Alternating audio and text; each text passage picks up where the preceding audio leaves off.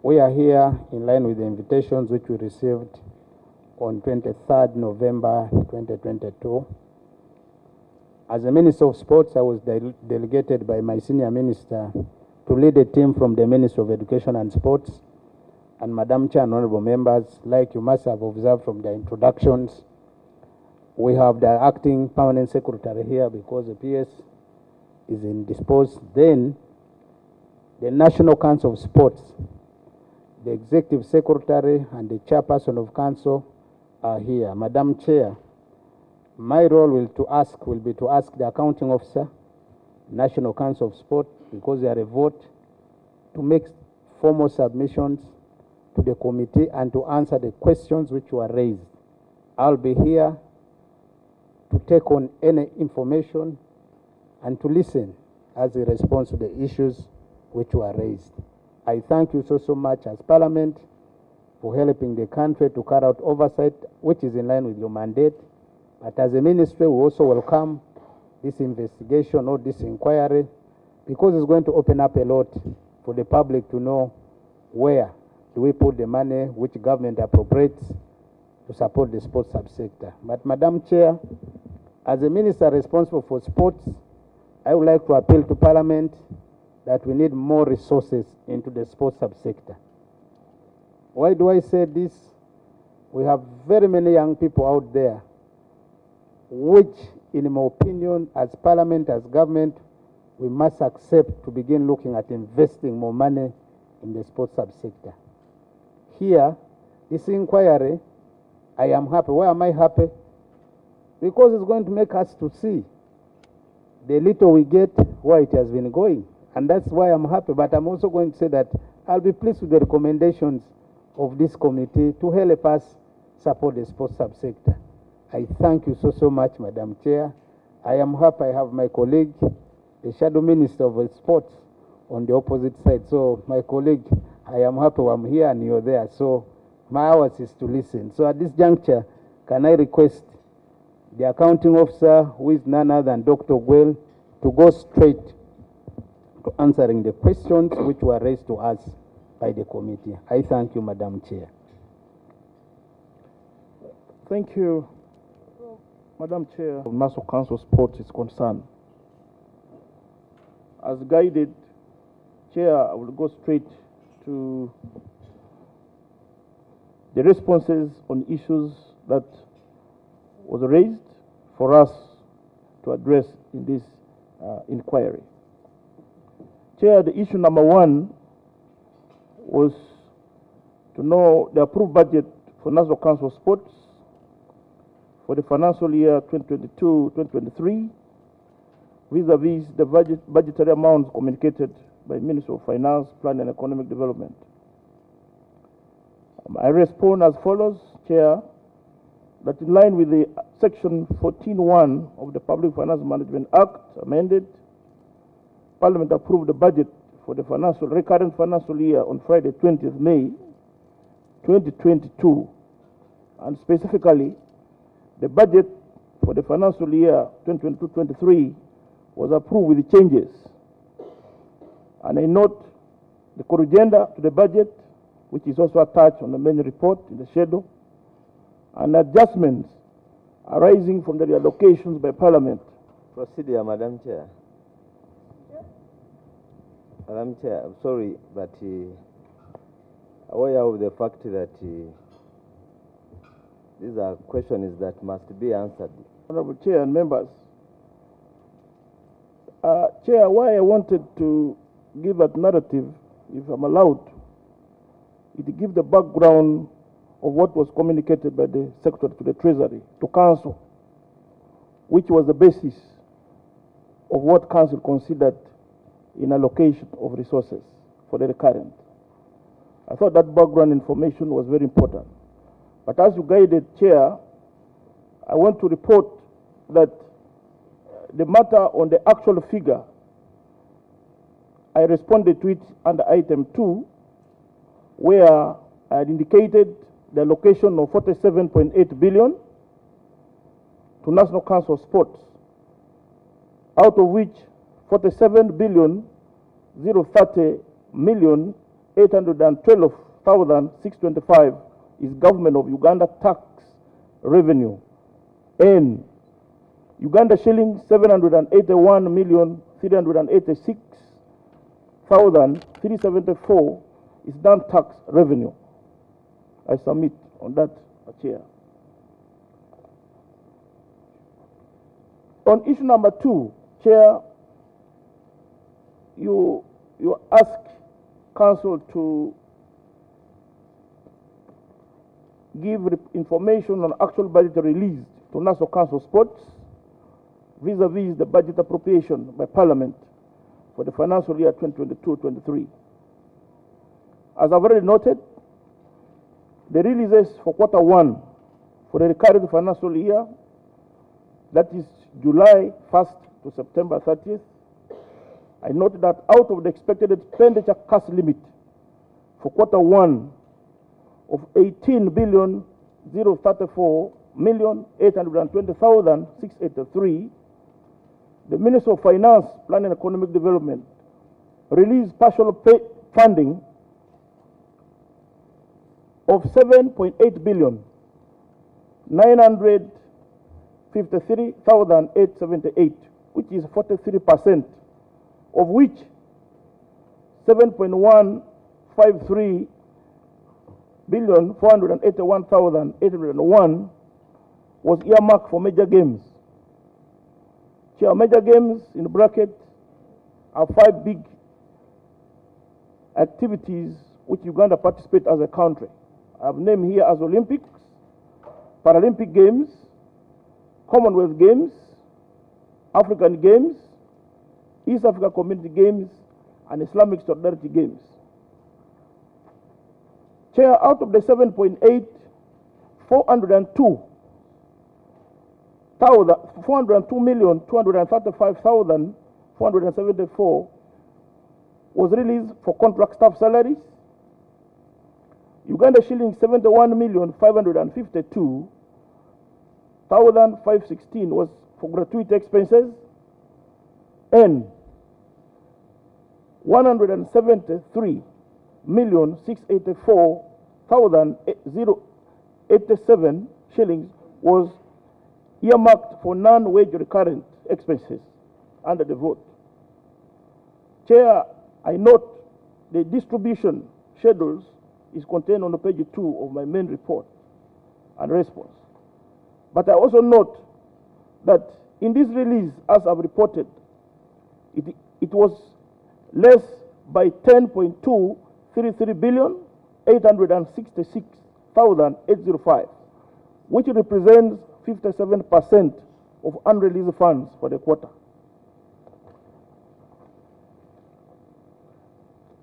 Madam Chair, on page 3, I also note that additional expenditure cash limit of 1.564 billion 056,779 was released 5 days to the end of the quarter, purposely under non-wage recurrent.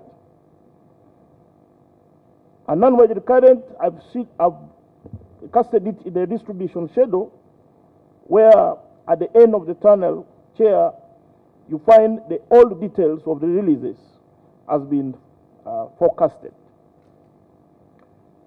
As I already indicated, the warrants for the additional cash limit of 1.5 billion was approved on 25th September, and the implementation could not, therefore, be done in quarter 1. The implementation is now ongoing in quarter 2. In a nutshell, the outstanding balance for quarter 1 for the recurrent financial year was 8.669 billion 910,039, of which 8,469,707,155 was under subvention recurrent, and 200,202,884 was under non-wage recurrent. Chair, I provided the notes to what I've referred to under subvention recurrent expenses, what it takes care of.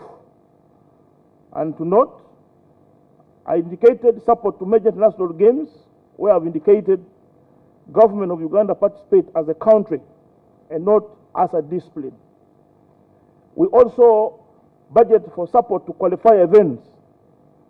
Madam Chair, even as I talk, we have now a focus for the qualification events for 22 sports disciplines for the next Olympic Games in Paris in 2024, which we are already fast-tracking in terms of implementing their qualification events. The other one is support representative clubs in continental championships. Item number 2, under contract sub-salaries, comprise on statutory entitlements paid to our staff in terms of their wages due for them on a monthly basis. Under gratuity expenses, comprise of monetary benefit provided by employer to an employee for the service rendered to the organization.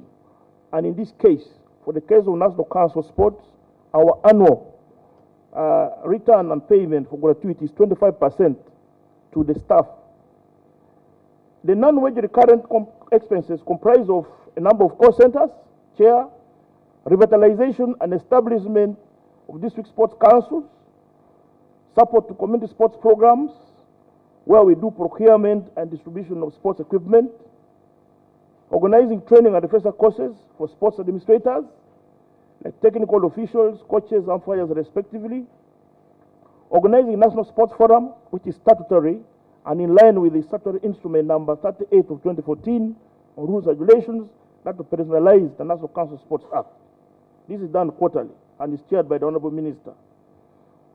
Organizing national capacity building programs for the federations and also conducting monitoring and evaluation exercises to ascertain the extent of compliance of national sport federations, and last but not least, membership to international sport bodies and administrative expenses of council.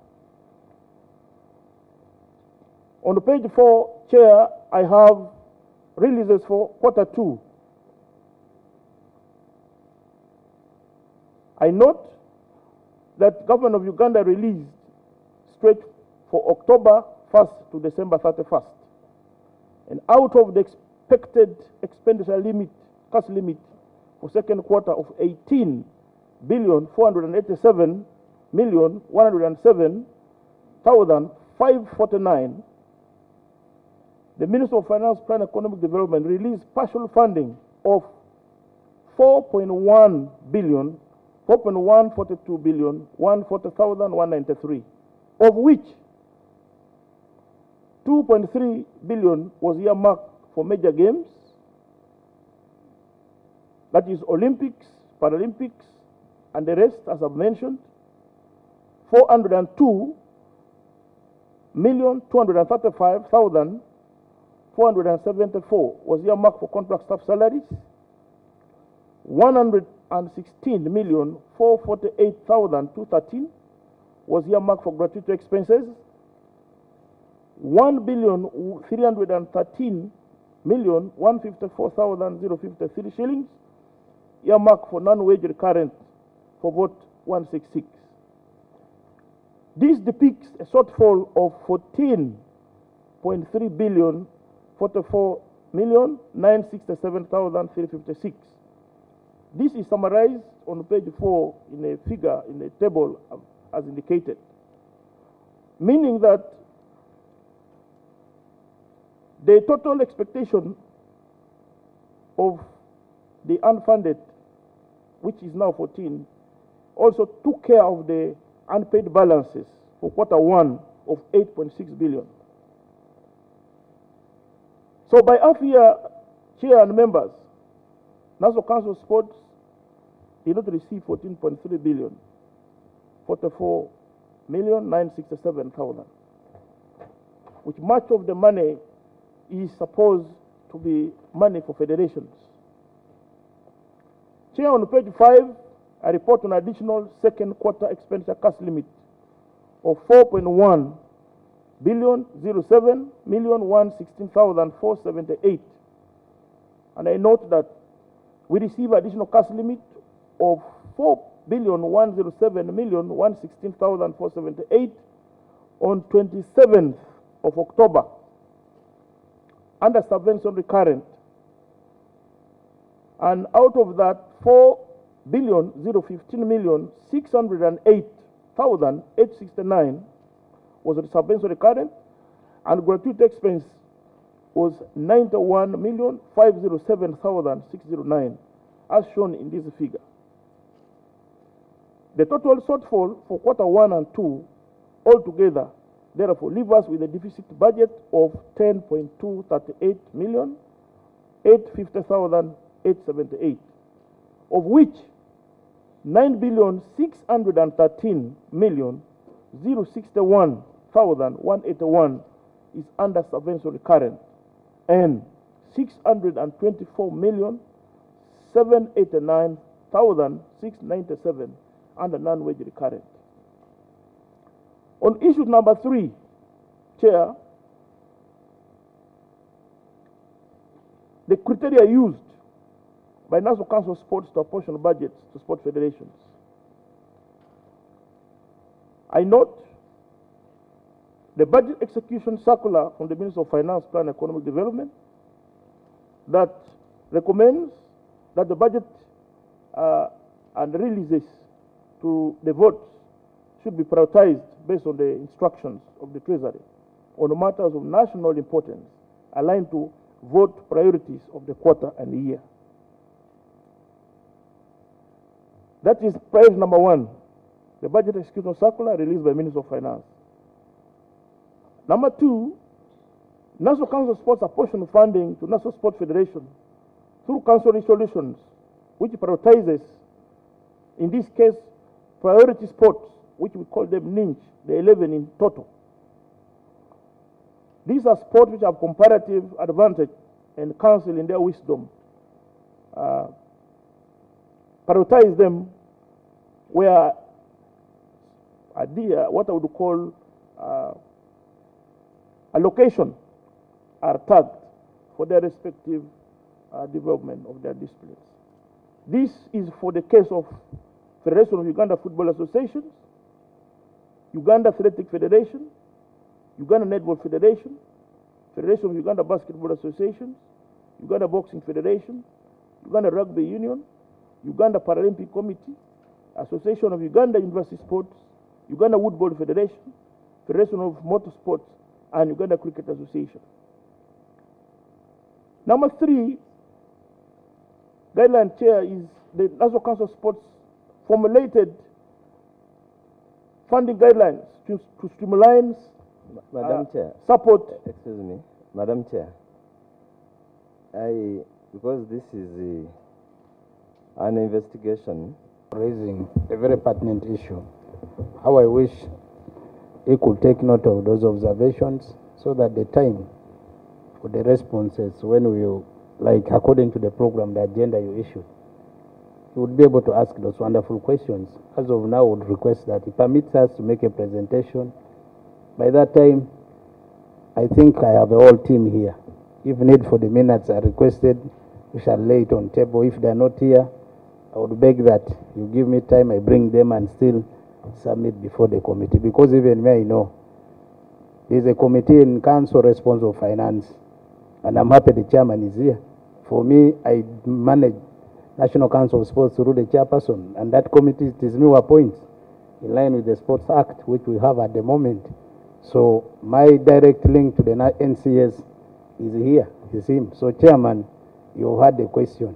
So you prepare the response at the right time. So I would request, Madam Chair, with your indulgence, that allow us submit, then we shall be ready to get any question in line with our presentation. Madam Chair, I appreciate this was for purposes of following. Because if we continue noting, and it will be another fresh submission.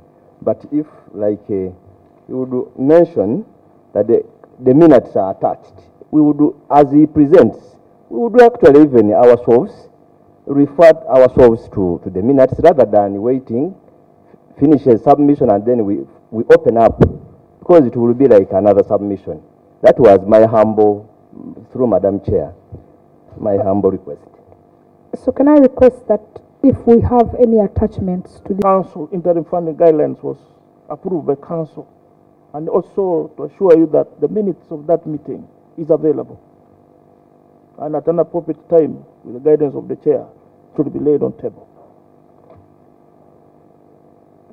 On page 6, it is a continuation of the criteria under the funding guidelines of Council, where we do a forecast, and in the order, as I indicated earlier, on the major games where Uganda participates as a country.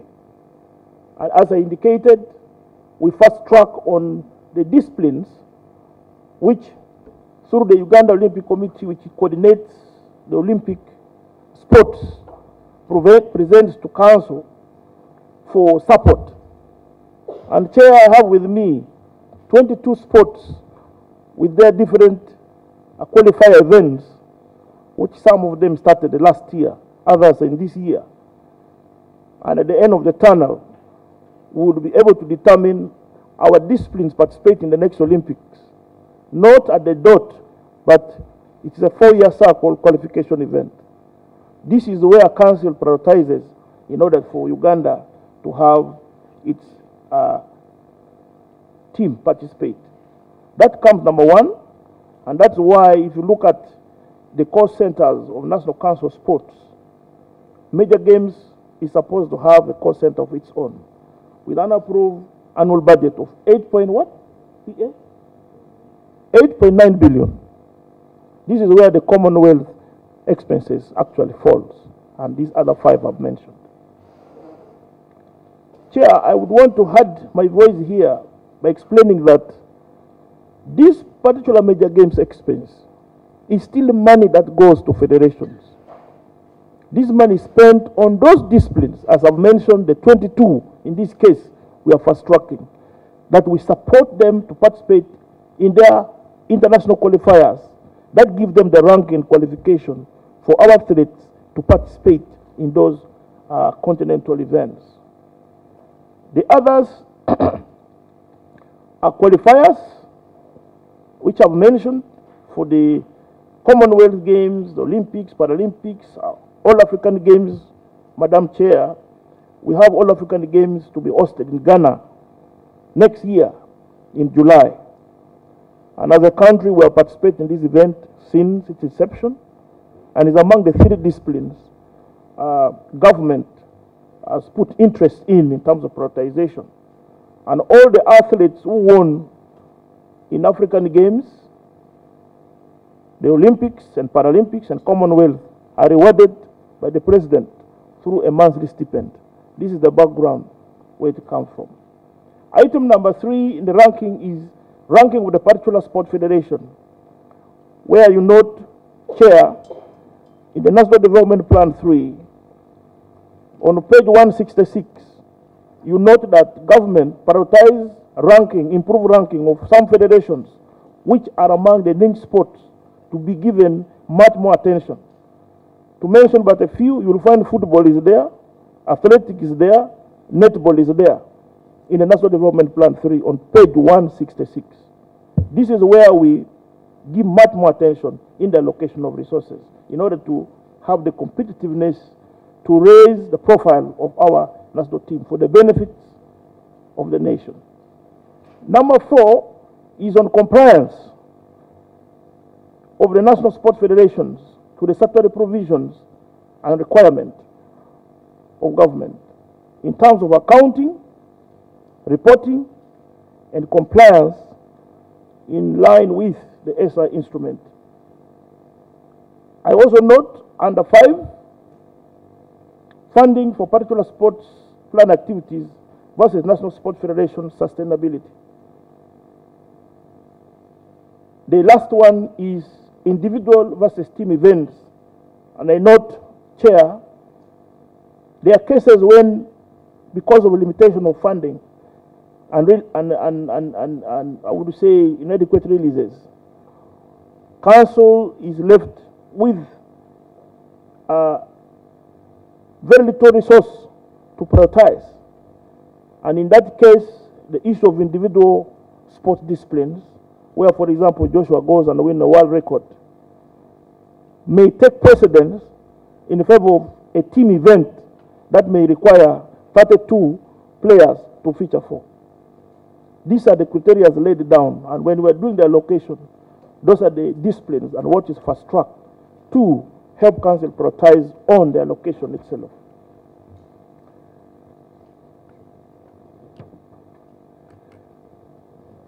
Chair, on issue 4 is actual disbursement by the National Council of Sports to various sport federations and associations. I note first quarter we have under major games. I already noted that our annual budget is 8.5 billion, and the Commonwealth Games, which was one of our major activities at the beginning of the financial year, during the first quarter of the current financial year, we spent 4.8 billion to facilitate activities associated with Team Uganda participation in the Commonwealth Games, which was held in Birmingham. And I note Honorable Sabire was one of the Ugandan members of parliament who graced that event and could have an experience of his own, what it means. Chair, on page 7, we also had another world event, and all of us know that Uganda is an Islamic state and we're signatories. So Uganda participated also in the 5th World Islamic Solidarity Games in Konya, Turkey. Almost at the same time, our teams were just finished the Commonwealth Games from 9th to 18th of August, and we won 11 medals. The National Council of Sports incurred 1,160,604,960 to facilitate activities for Uganda's participation in the 5th World Islamic Solidarity Games in Konya, Turkey. On item 3, we had qualifier events. Chair, as I mentioned, the qualifier events for different federations are done in a 4-year cycle, and the council had to prioritize based on the calendar of events that are submitted annually by the respective 51 federations on their activities that fall within every quarter of the 4 quarters of government. On page 7, we had the Federation of Uganda Basketball Associations, who had the FIBA World Cup qualifiers, first window in Rwanda, from 1st to 5th of July. And the government through council was able to release 332,278,500. We also had the FIBA Africa Under-18 women, where Uganda was featuring for the first time in the history of the sport. Our ladies participated in the AFCON in Madagascar from 2nd to 15th August. They were allocated 100 million. The Uganda Rugby Union had qualified, having emerged as champions of Africa Rugby Sevens for the World Cup Rugby Sevens in South Africa, Cape Town, from 9th to 11th September. And they were located 458,272,300. And item 6, Uganda Athletic Federation was set to participate in the World Athletic Championship, which is the World Cup of Athletics, Chair. And we had 3 elite athletes who were set to defend their title in 10,000, 5,000, and 30,000. Joseph Cheptegei, Alima Nakai, and Peruth. And this event was flagged by the president in Kololo. Council allocated 288,534,000 out of their budget of 690 million.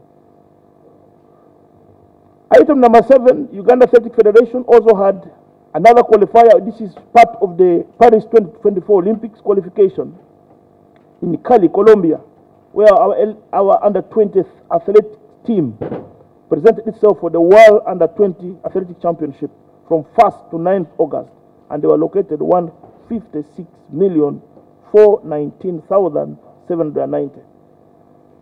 And do arithmetic of the appropriation for the quarter, you find 1,053,000,000 335,404,590 was spent on those activities.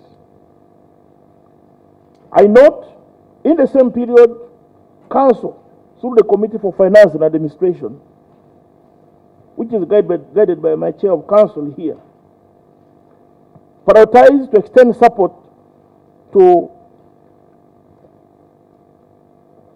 three federations whose activities were of national importance. One was Uganda Lacrosse Association, which had qualified to participate in the Under-21 World Lacrosse Championship. This is the World Cup for Under-21 in Ireland. And government had them money because the International Federation had already provided some support to them. So government had to support them on other areas in their cost centers, 50 million.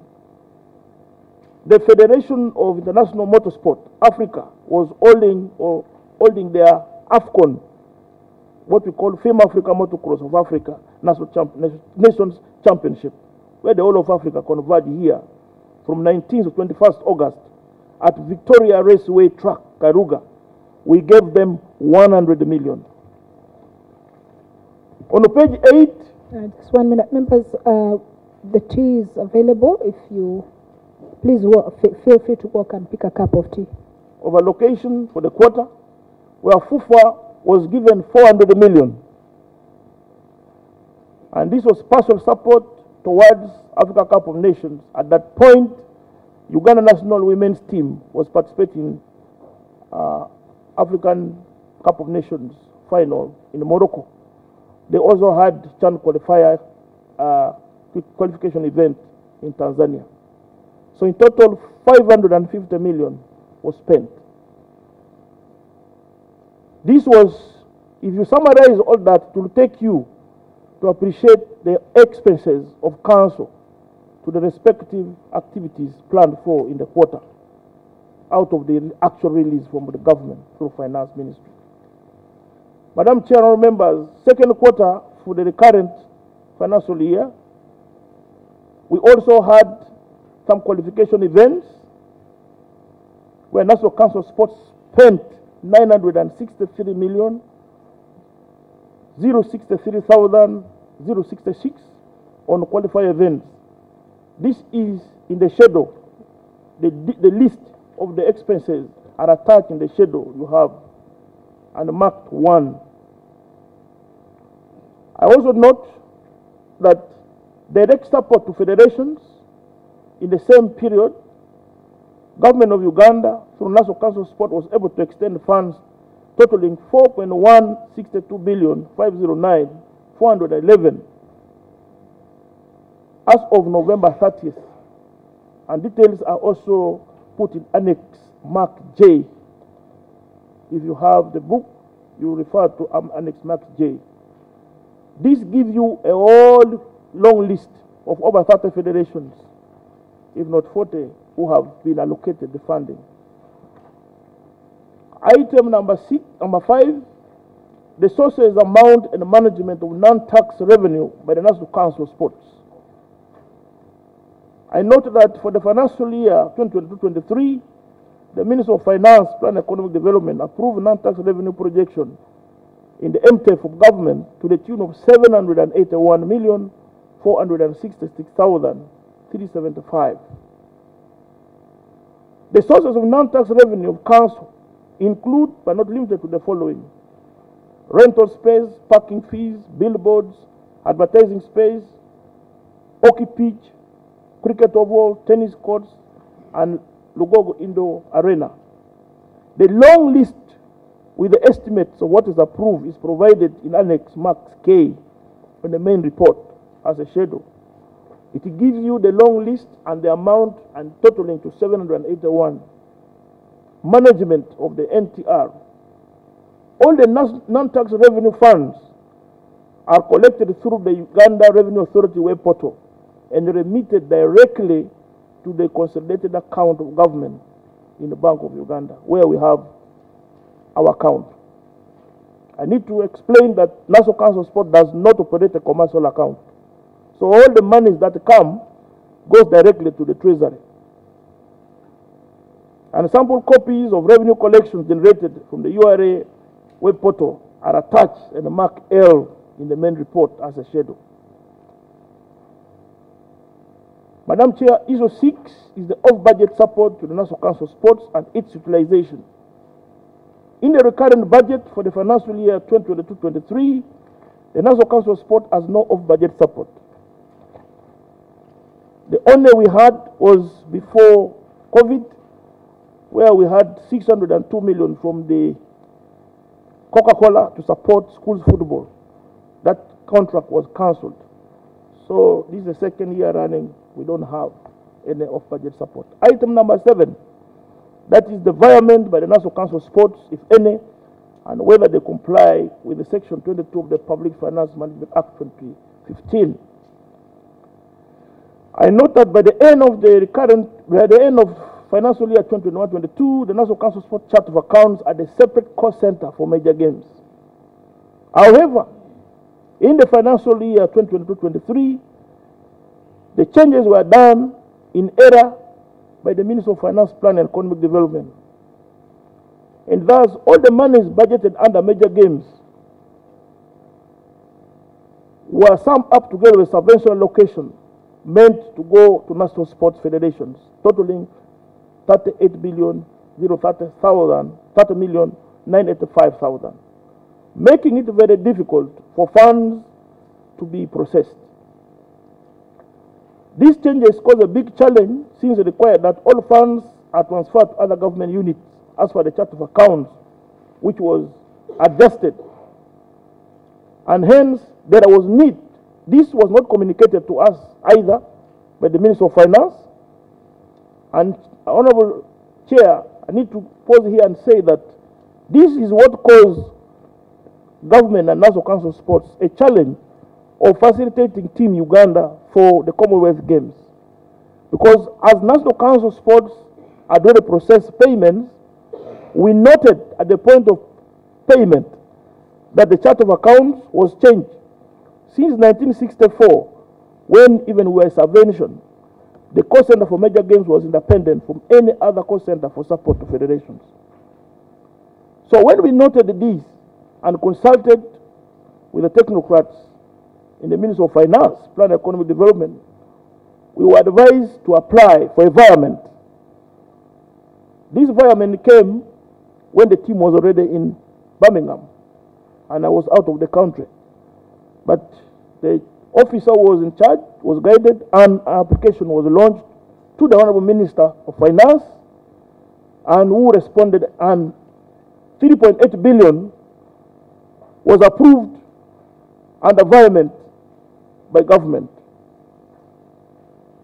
This environment was approved, and I note that the details and copies of the application and the response letter from the Honorable Minister is also attached.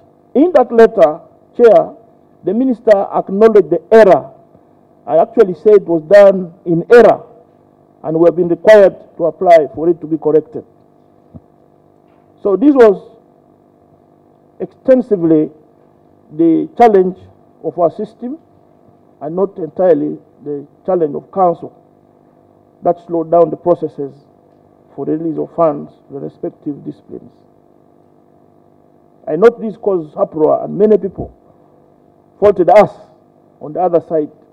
But on one thing, we were able to address it. In terms of the application of environment, I want to note that all the procedures as laid down in Section 22, 2 and A of the Public Finance Management Act was complied with, because the allocation of those resources were given output descriptions that they fall. And that is what I can say on that. And the issue number 8, challenges impending the operations of National Council of Sports. Chair, the challenges are very many, but I've chosen only 4 to mention for this meeting. Number 1 is funding challenges. Inadequate funding to the sports subsector. Limited funding to the sports subsector has greatly hindered the implementation of our plan activities.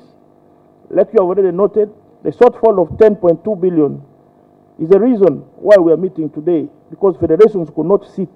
They had to make a case for them because they could not get adequate resources, which had been planned for by half year. On page 10 is late releases.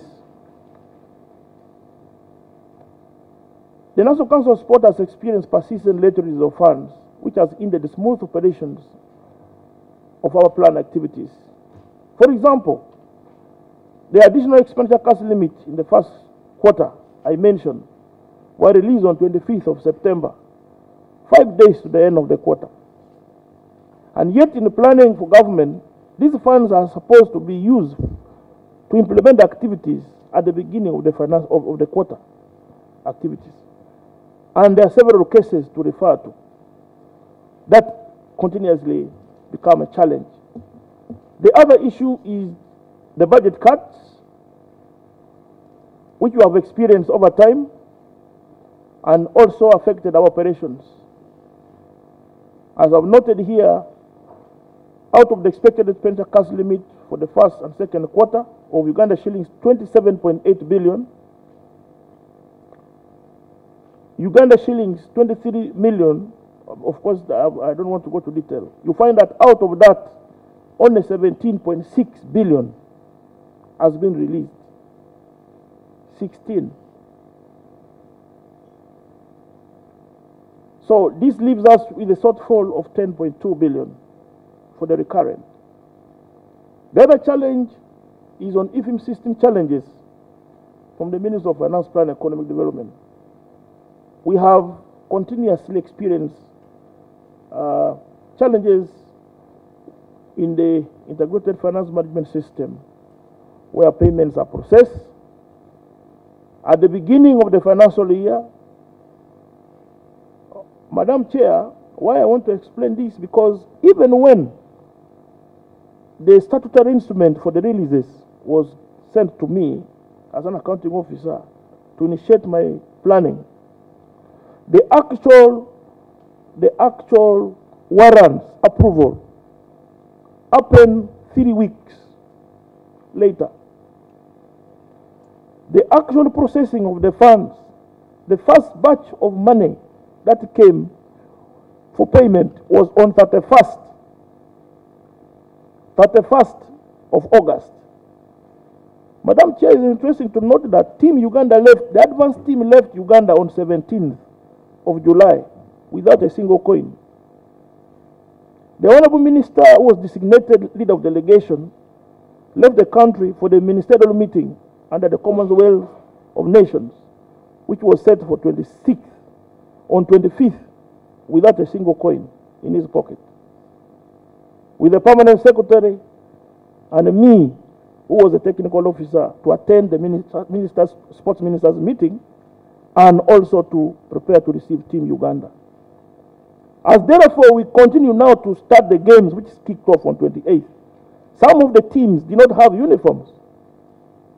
We had to look for solutions internally.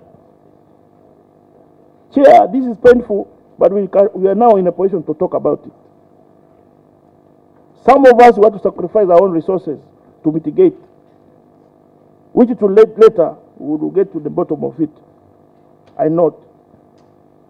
So certain things did not really happen the way it is planned, and these affect the overall planning and implementation on our side, which we may not have time to explain.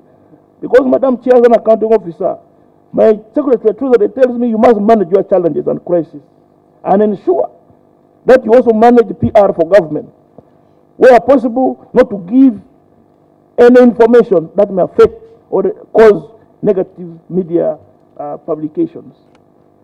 I felt it is important to mention that, which is a duty for all responsible leaders in this country. I note the obvious one is inadequate sport facilities, whereas we are mandated by law under the National Council of Sports Act and under Section 21A to provide stadia and other facilities for sports development in this country. The number and quality of facilities available are still inadequate. The country at the moment has only one standard indoor sport facilities built in 1957 I know most of us were not yet born, which is in a dilapidated state and currently used by over 12 federations. A reason why we had to even buy a generator so that some of the games are played at night to release on the congestion, because that is the only available facility in the country for government. So there is the need for refurbishment to put us to national standards. We have already received letters that we cannot host any international event in Lugogo because it does not meet the recurrent standards. I don't want to call it a shame, but in this modern era, I think we have not addressed that matter. Chair, this is the reason why we have severally applied for capital development through Parliament, such that the last meeting for the Committee for Education and Sports, which oversees the council in one or the other, was held in National Council of Sports. And we were able to give a guided tour to the entire team to see the existing facilities which was constructed in 1957 and their current state. Because miners cost even for adequate funding for maintenance. You find when the parliamentary games was held last, I have a photo where the president sat in a seat and was every time looking up. You would think that the ceiling would fall on you. He was right inside there. So we need help in this regard, passionately, to address the issue of overall sport development in terms of facilities development. We also have National Stadium 1 only in Nambole as of now, which is under renovation. But again, it has been banned from hosting any international event. There's no event that can take place there until it has met a certain standard. And that's why I want to thank you again through my minister for releasing money for the first phase renovation, which I'm told is going on very well. But the cost of refurbishment of Nambole Stadium, Chair, if I'm to mention, according to the needs assessment report provided to us, is 438 billion. That can generate and produce 2 more stadiums, but because that is where we are now. We have regional stadiums spread all over the country. In the last appearance to Cabinet, to Parliament, I presented the schedule of 11 disciplines, which cuts 11 sports stadiums, all for 2 billion to be allocated to enable them be refurbished, to enable every region to have a standard pitch. When we have activities, every region can afford to have proper ground, dressing, and maybe a VIP section for our athletes. We have not achieved that. Number 3 is inadequate legal framework. I note that the National Council of Sports Act 1964 is still the law, but is obsolete because of the time. It is over 50 years now. And what we see is that we needed a better law. I'm happy that Parliament has come handy in this, and the Cabinet, and we hope by the conclusion of this financial year, we'll have the sports bill and the sports policy for Uganda in place to support proper planning and implementation of sports development agenda for government. Item number 4 is taxes on sports equipment. Madam Chair and honorable members, out of the 51 disciplines registered and recognized by government, many international federations have time and again donated equipment to these respective federations. But we find ourselves in problems because there is no money we have to help them clear the equipment from Uganda Revenue Authority. And I know by regulation of government, we are required to budget from the available funds and put taxes in order to, but it is something really very big because we have seen many federations lose the needed equipment because it is auctioned. So our appeal has been, and is still, that something should be done to have a better tax regime for sports equipment which are donated for development, because they are not for commercial interest. And this, I know with your guidance, this can be achieved. Given the limited budget allocation and grant to council. It will supplement. Lastly, Chair, is the challenge of governance in national sport federations. We have a number of federations who have failed to set their house in order. There are wrangles and conflicts. You find in a federation there are 4 factions, 3 factions, 2 factions. And at the end of the day, their action cost us as government. And if I'm to give one example of Uganda Netball Federation, which I note is one of the priority sports, after successful election on 5th of June 2021, hardly few months, half a year, the president dissolved his own executive committee and observed herself. She dissolved others and left herself, and decided to organize another assembly to elect a new office bearer. Did you say dissolved? Yes, I said dissolve. Dissolve other members of the executive committee except herself, and cause amendments in the statutes of the federation. At the end of the day, a court injunction was issued. She did not respect that. She went ahead and conducted elections and formed a new executive committee. The other team today believe they are still the executive committee because they were elected under the constitution registered with us. The due processes for amendment in line with the law and the Trusteeship Act were not also followed. In our honest way of doing things, this became a problem because at the end we had games like Commonwealth where our athletes must prepare. Government had allocated the money. Now even when we send the money, 111 million, to their official account known to government, they could not access the money. The minister then had to chair a meeting to cause the warring factions to put their signatures on a MOU to allow the money be transferred from Stanbic account to Uganda Olympic Committee, which is a neutral body, to manage the funds because athletes needed to be supported. To date, councillors with the L payments of meant for Uganda Netball Federation, we had given them time to reorganize themselves, and this is not being achieved. I could give a long list of others. Now, this problem is not created by us. This problem is created by regimes, leaders, who doesn't want to be tolerant to the system and work within their statutes.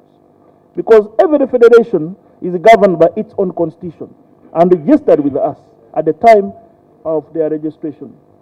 So these wrangles are many, and our problem is we mind much more for the athletes. That's why some of the interventions would require now political decision, and that is where we are. So this is a factor that really has created much more challenge than many other things. The other one is limited technical capacity, especially on the side of federations. We have weak accountability and reporting mechanisms, which we have noted, despite the fact that we have had several capacity building programs. When we organize workshops, like I can recall, Chair, we organized to streamline issues of accountability and reporting in government. Out of 51 federations, they were only able to send us 5 finance managers and accountants. The rest were people who did not have any understanding about finance management. But in the federation, they're the ones who want to absorb the government money. So time and again, we have had issues of accountability which are being rejected by our internal audit and also external audit, and it does not go well with the entire operation. When all this happens, the the Auditor General referred to this all as unaccounted for funds by National Council of Sports. So there is definitely key issues to be addressed to align this in terms of legal framework, but also strategies for strengthening federations, because federations are the ones who implement sport development agenda. For us, we extend support. Lastly, we have emphasized strategic pathway of development. Out of the 51 federations, not even a half have strategic plans, and yet it is a policy of government. As council, we have guided them, and we have in place our strategic development plan approved by National Planning Authority, which actually absorbed most of the key issues under the NDP3 for government under sports subsector. So we find we can say we are doing well at the secretariat, but when federations don't have clear pathway that is aligned to the government pathway, they want us to get money and give it to them to spend on things which is not aligned. And this is where part of the conflict and bad relationship is flowing. The details will come later. Chair, with due respect, I submit. Thank you very much, Madam Chair. Allow me now speak as the Minister of Sports, because I can see the technical person and there are some issues which I need to clarify. You're all aware I am making the 4th month in the Ministry of Education and Sports, and specifically in the sports subsector. First correction, which I want the technical person, when he was making a presentation, there's an issue of an annexure for the amounts of money or releases money to federations. He did indicate it was it J? But I've cross-checked, it is not J. It must be, I think, P.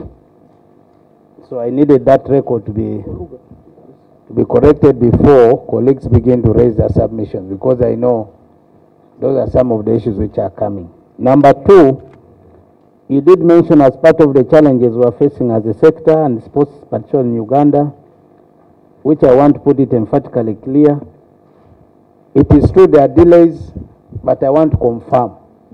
Government did facilitate the participation of Team Uganda in the Commonwealth Games. I want that to go on record. Delays were there, but money came. Our teams were dressed up to date, and I want to confirm by then, I was not yet in the sector, but I was invited to go and attend the Commonwealth Games in Birmingham. So I want to correct the record, because some of you are going to say, government even failed to buy uniforms. I know my friends are here from the media. No, government did fully take care of Commonwealth Games Team Uganda participation. The other issue which again want to correct the record here is that as a Minister of Sports, I would advise my technical person to remain within NCS, because Nambole is not under his management. I am aware the cost of renovating Nambole is 291 billion. That's what I found in the ministry, not 400. So I want that record also to be cleared. And the works in Nambole is on schedule. I promise the people of Uganda, I'm in touch with the contractor, which is UPDF. They gave me 8 months, and already there's progress taking place in Nambole. I will soon invite the media to go and see the progress of the works taking place in Nambole and honorable colleagues. And I want to report the Sessional Committee of Education and Sports has visited Nambole, and if this committee also wishes, I'll be free to invite you, Madam Chair, to go and see the progress of works in Nambole. The other one is on the issue of the PASS, that's the Sports Act. It's true, Madam Chair, I'll request with your indulgence that you permit me to walk to Minister of Finance, because today I was meant to lay on table the PASS Act from government, because the other time the private member moved and laid his. I followed it up as a government, and what is only awaiting is the certificate of financial implication. I have, to the records, I have copies of the act have been submitted to Parliament, and I have my copy here. So these matters which we are talking about, challenges in the sports subsector, will be addressed, and that's why I want my technical person to know. We have a role to play on the management of the federations. We can't run away from this fact. We have a role. If they are failing to provide strategic plans, what is the role of National Council of Sports? If they are failing to provide audited books of accounts, then why do you give money? So those are things which I want to promise this Parliament, that I will not leave any stone unturned till all these matters are put to rest. To you colleagues, I know there are many lobbyists who come, many friends who are in these federations who are running to Parliament. The reason why they are running to you, because I'm beginning to put my foot down. I am visiting these federations, and briefcase federations will not get money from government. I want to put this on record. As long as I'm a Minister of Sports, they will not. Any federation which does not account to government funds will not get government money.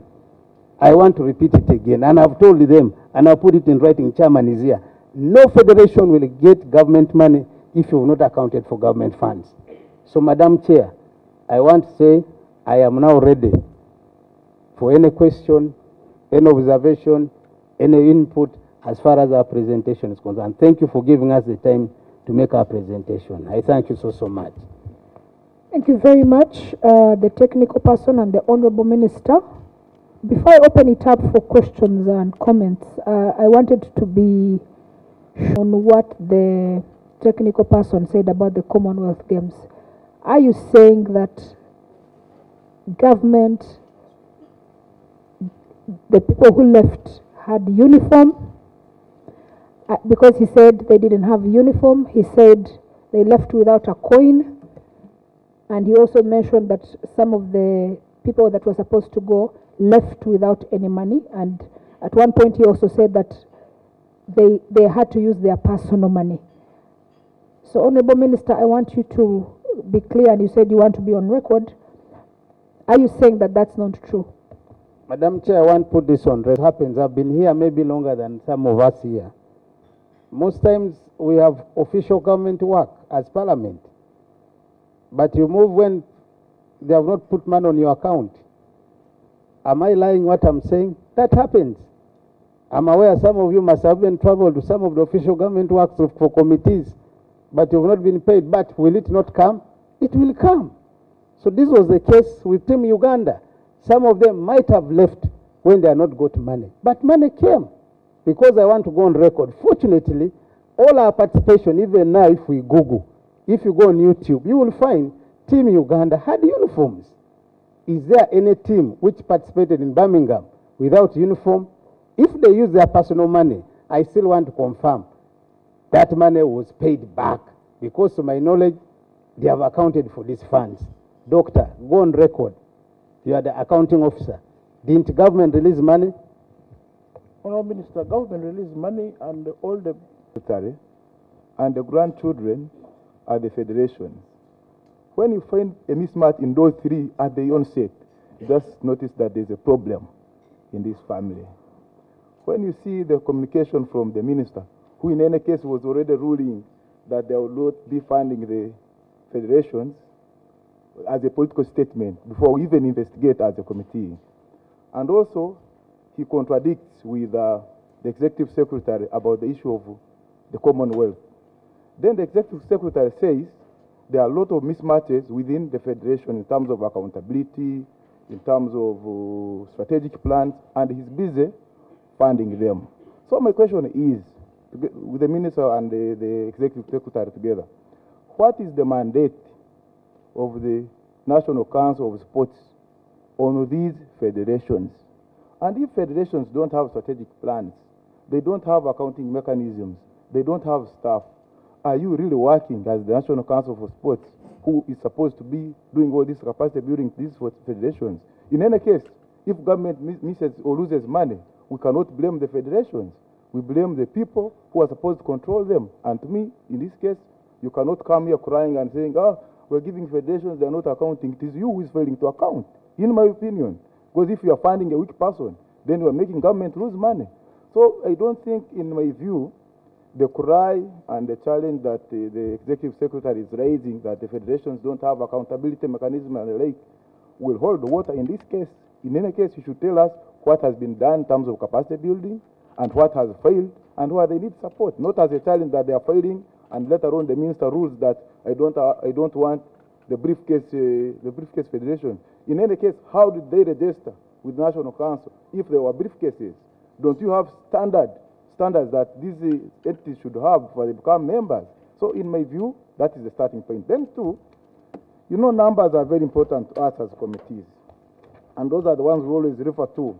I'll take you to page 8 of your presentation, Executive Secretary. There's somewhere where I saw a very big amount in terms of billions, but when it came to amount in words, you wrote it in terms of millions. So as a committee, what do we take? Should we take it was 4 billion or 4 million? Somewhere on page 6, page 8, on the issue of support National Council Sports Federations.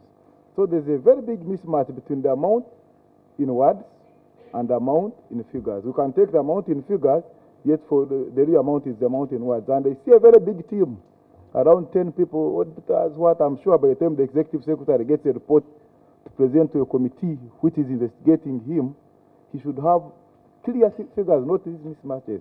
Those are my first submissions, but later on we'll come in with others. But I wanted to interject from where the minister stopped to raise that very important issue that when you see a mismatch between the grandfather, the father, and the children on the onset, just know there is a problem in that household. I beg to submit, Madam Chair.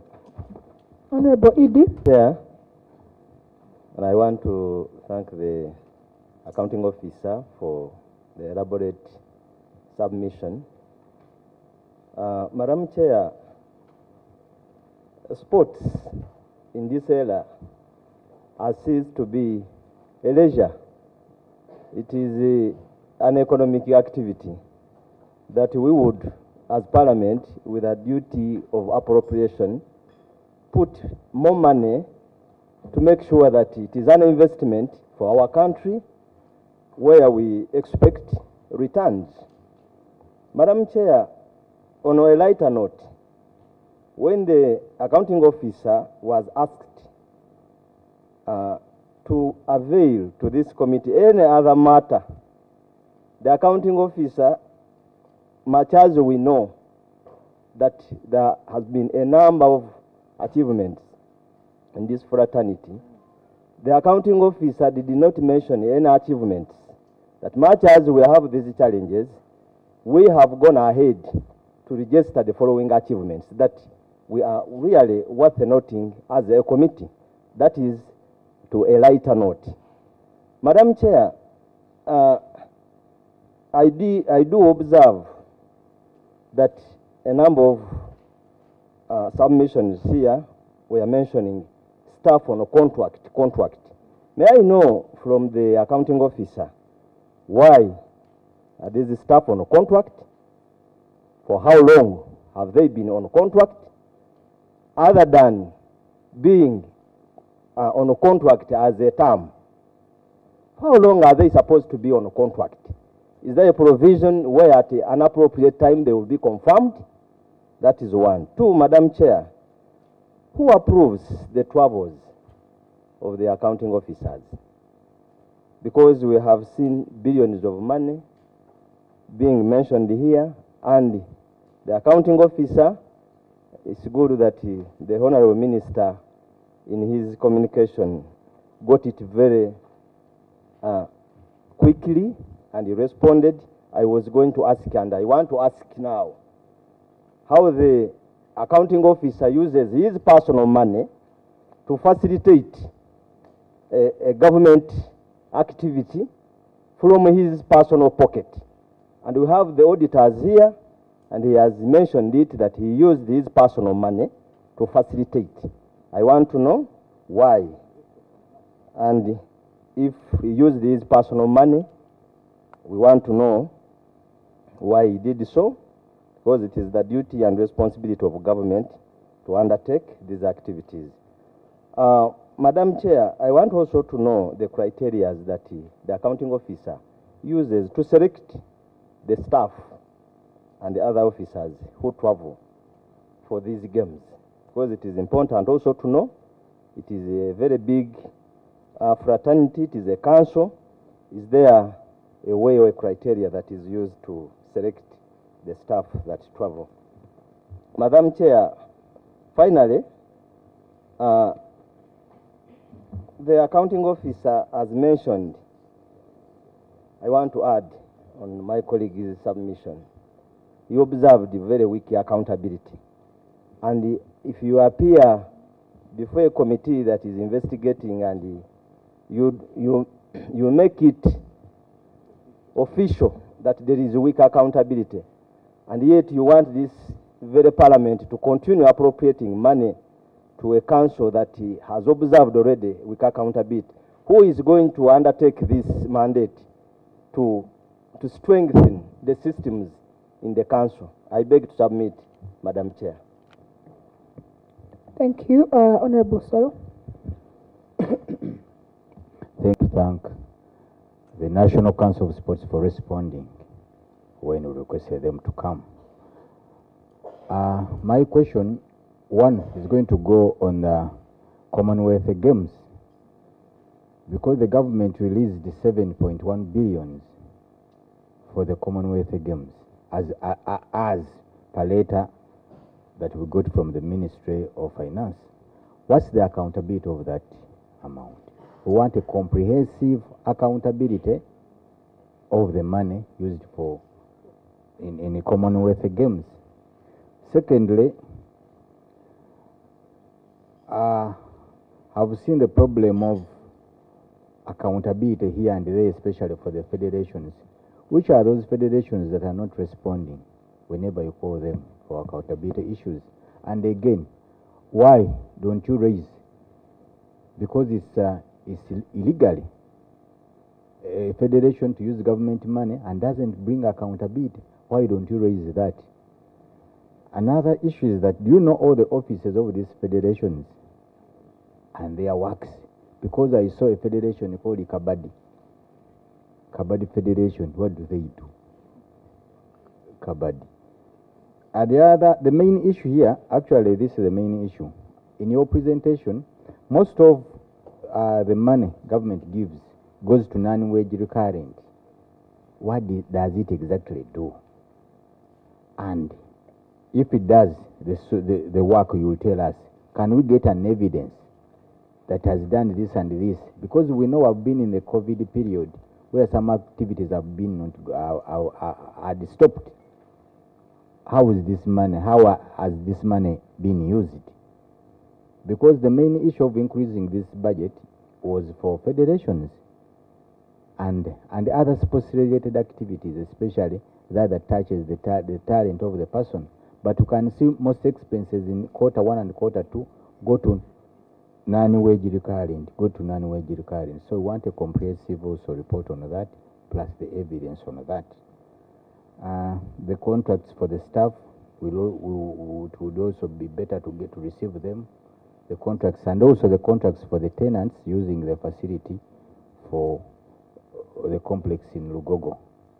It would also be better to receive them for proper accountability. I spoke about the netball issue of the two federations fighting here and here. Which is the main federation? And is that sorted now? Or we find the same things here and there again? For now, let me stop there.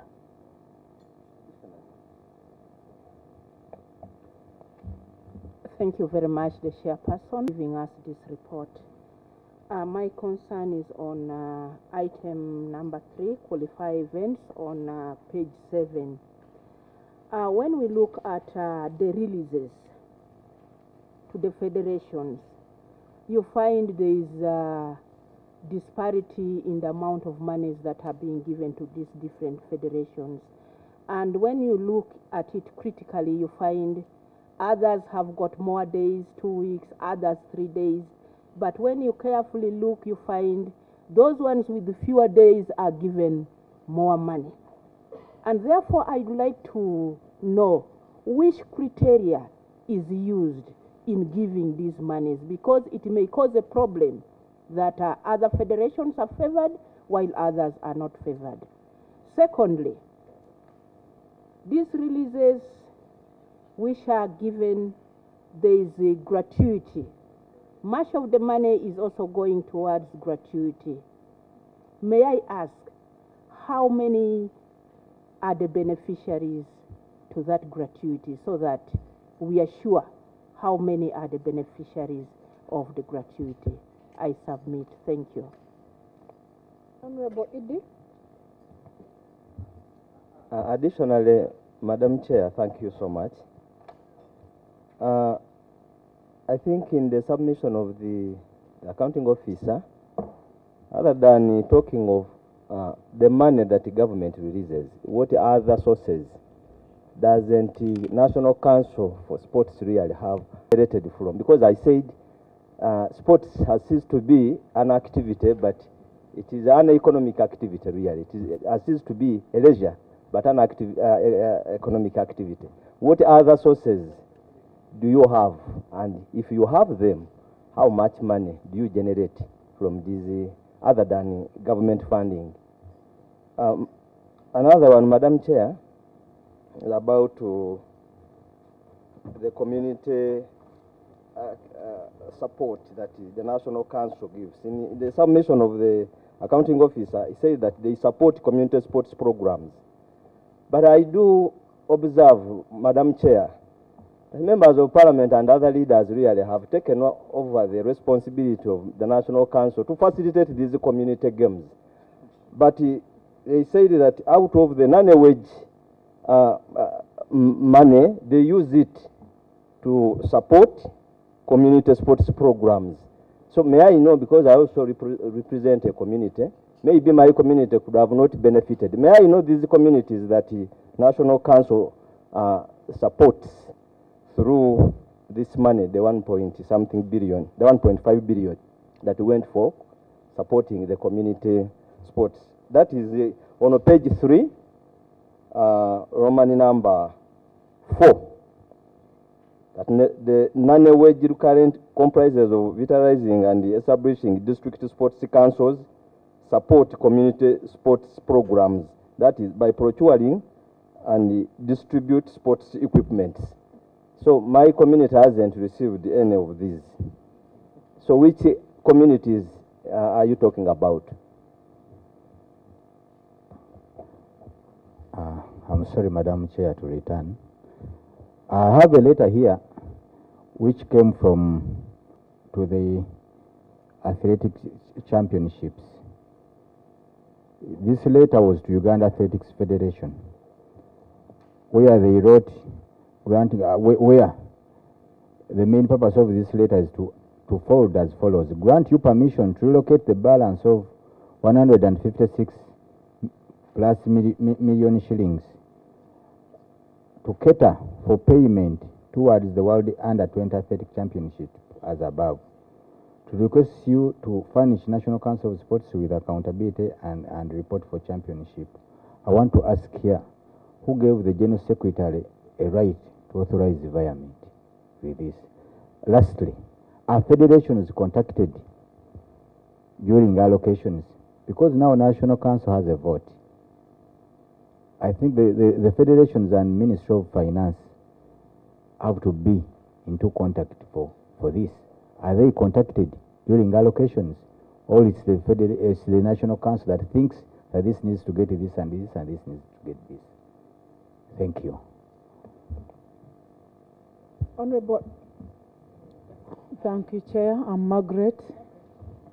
I want to appreciate the Minister for appearing before this committee. My good friend, my minister, and we were together in the 9th Parliament. When you boldly corrected your accounting officer, I saluted you, because you seem to have entered here, but you were not put on the same page. I expected your accounting officer to give you the information which is before us, so that at least you can have ample time of knowing what is there. But it's like the accounting officer is not doing justice to you. So next time, you better prepare the minister, or else two of you will be on the same side but pulling ropes, and for us we shall be watching. Apart from that, I observed and noted, just like my friends did say, that you may be having some briefcase federations. You know, people are looking for money. We have briefcase organizations, and what? People want money. I thought you could be having a criteria or minimum requirements for a federation to be called a federation. Do you just take in any organization or group of people who come and say we are a federation, then you register them, then they begin getting money from government? Don't you think that that is your weakness as the council?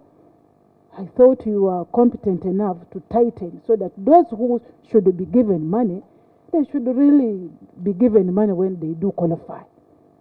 So I want to know whether you have those minimum requirements for one to be called a federation. And also, after you've registered them, do you have time on? Do you take trouble to visit them? Do you know where they are? Because if you do not go there, then someone will be under a tree and visit you and say, we are federation. It is your duty as the council, you've been trusted to take care, to serve this government so that we do not waste resources. So I'm interested in knowing whether you have time to go and check and whether you know whether the locations or addresses. Then also, I think I need clarity from the accounting officer whether surely he did mention that we have no sports policy and bill. Do we have a sports policy in the country? And the law which controls all these activities, so I just funding because we have to participate in the games. And lastly, as the Honorable Edie observed, non-wage recurrent component, it has some little money. It may not be much, but at least there is some money allocated for. And when you talked of the community, supporting the community sports programs, in fact, I was surprised because I've seen across, more so in Namaingo where I come from, and in this Christmas season, now everywhere we overwhelmed, we almost hiding. We are now internally displaced because every group, every village, people are looking for balls, uniforms, funding. So who are those people? Which districts do you fund? What do you do when it comes to non-wage? Specifically, where are you putting the money? And how do you select these beneficiaries? Asante sana. Thank you. Did I see the member's hand up? Can I? Please. Good morning, honorable members, and a very good morning to afternoon to members of National Council of Sports and Honorable Minister. Madam Chair, permit me to introduce myself. My name is Michael Tsime. I'm a director at Parliament charged with accountabilities and audits. I've been seconded to this committee to offer technical support and guidance. Honorable Chair, I'm sorry, I will straight away go to issues embedded in the submissions of National Council of Sports. And this is particularly to request for clarity so that the members can be able to appreciate the content. I want to thank you, National Council, for your submission. Nonetheless, I find this volume of documents, first of all, unnecessary and misleading to that extent. But to iron out what I thought would be very vital and important for this hearing, as follows. Number one, I want to appreciate the tabling of on page 2, you made a deliberate effort to tabulate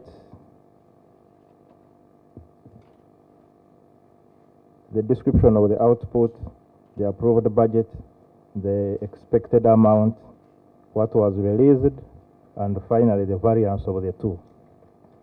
On page 4, for second quarter, I find that table extremely defective. It would be important for me to know what was approved. I cannot therefore look at the balance and what was released without looking at what had been approved. So you may need to expand that table and give a correct one. Number 2, you made mention of the change of the chart of accounts. I'm aware the Accountant General has made to that effect, has made changes and because of the program-based budgeting.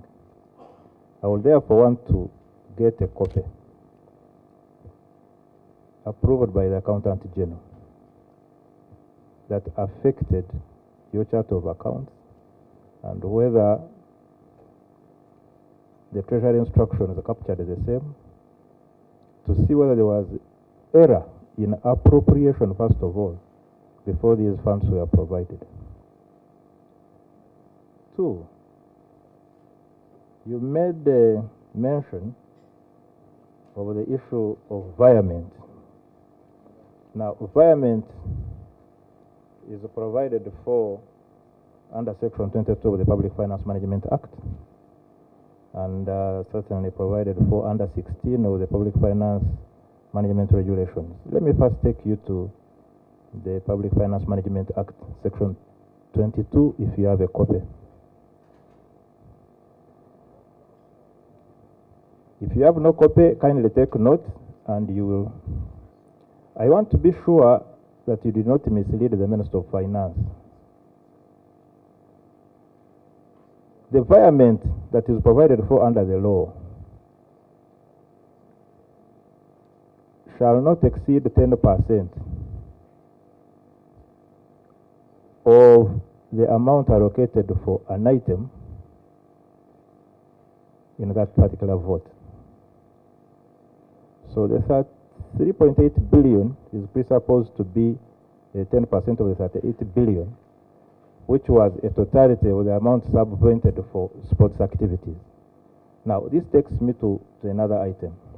That we shall need a breakdown of your planned output for particular sports federations, because for this amount of money to be appropriated, there was a breakdown. So shall need to know the entire breakdown that led to your outputs that led to the appropriation of the amounts that are reasoned to be in totality, if we are together. That will therefore help me to know what you suffocated in environment, what you opted for, and what was suffocated. And besides, it will help the committee to know when you attach. You can go to page 7.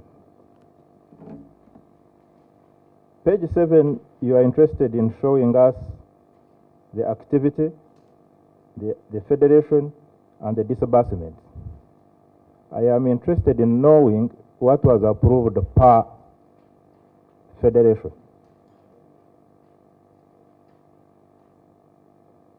You know where I'm leading.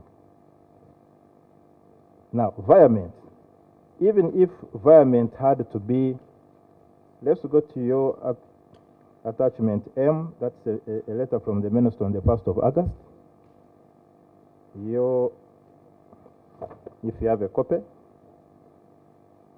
your appendix M and O. That letter, the minister made a reply on the 1st of August, referring to your letter of 29th of July, which is not attached. So when you are giving us the minister's reply, for ease of reference, you ought to attach what you wrote to him.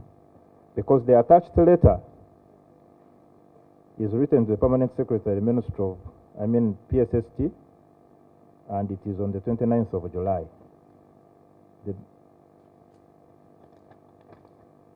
The minister was just copied in. So I don't know how the minister can reply a letter that was a copy to him. And for purposes of environment, a letter goes to the Minister of Finance. Authority is sought from Minister of Finance and not PSST. Now, the minister seems also in his letter to refer to the attached schedule. I don't know. That's why I wanted the letter that was written to the Minister of Finance for me to be able to peruse the schedule. The schedule attached is not itemized, and it is particularly to the PSST and not the Minister of Finance. Number 4, I am failing to understand the purpose of the budget circular call, I would have expected you to highlight your MTF and your ceilings for me to be able to appreciate that what was provided for in the circular call and what was appropriated were in deference. So this whole document is... I also, for the periodic review, I'd wish you to supply this committee with observations of your internal audit. They make quarter observations, and by now we should have 5.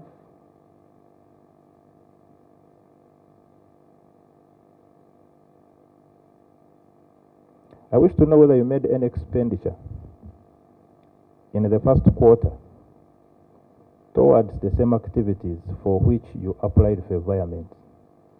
Authorization came in August, and the quarter started on the 1st of July. So I would wish to you supply this committee with the proof that all disbursements related to the amount you requested as environment commenced after authorization. Madam Chair, in the meantime, permit me to submit. Thank you, honourable members. The person who just spoken is not a member of parliament, but I allowed him because he's been sent here to give us technical guidance. Chair, I want to draw our attention starting from page 6 of this presentation the Executive Secretary gave us. I noticed some inconsistencies in how he's presenting to us the reports. There are some reports he puts in table form, especially those with the small monies, like 550 million, that is page 7, 1.3 something. But when it comes to big amounts like the money spent on Commonwealth Games in Birmingham, the 4.86 something, there's no table show the breakdown which activities were done and what went where. When we present to a committee a lump sum of this 4.86 billion, without any breakdown, just as a narrative that it's facilitated activities in Birmingham, yet we know you have the breakdown and you have not given it to us, it brings us a lot of questions in our minds. The same applies to the World Islamic Solidarity Games in Turkey, around 1.16 billion, no table form. But when it comes to this one, which goes to Federation, 1.3, there you give us a breakdown.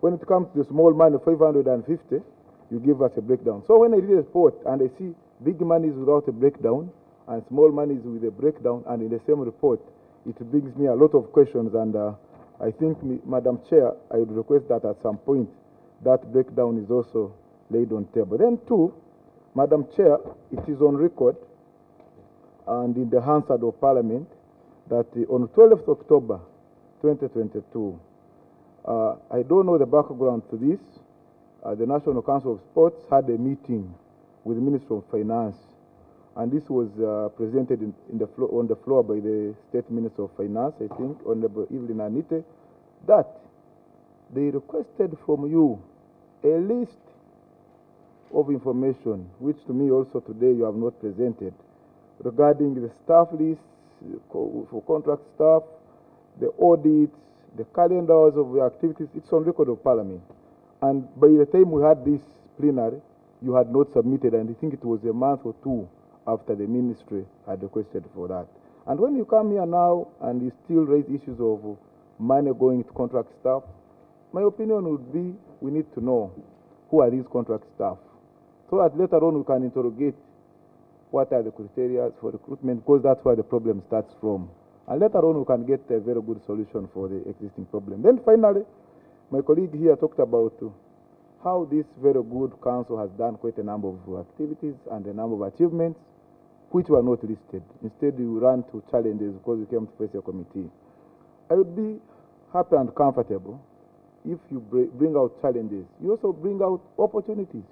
You also bring out your recommendations, so that we shouldn't be seen as a committee looking at the challenges and the negativities, but also opportunities that we can support for the institution to grow. I submit. A small information, Madam Chair. Actually, our staff has alluded to it. I can see the Honourable Minister on his team carried the auditors here. But if you look at the book, you don't see any audit report, a quarterly audit report to justify the figures that the Permanent Secretary submitted here. At least because the audit report, I'm sure, would have highlighted the internal weaknesses of the National Council, but which is not here. Thank you, members, for their questions and comments. I just have a few follow-up. What qualifies a federation for money? How do you qualify a federation to get government money? What are the procedures?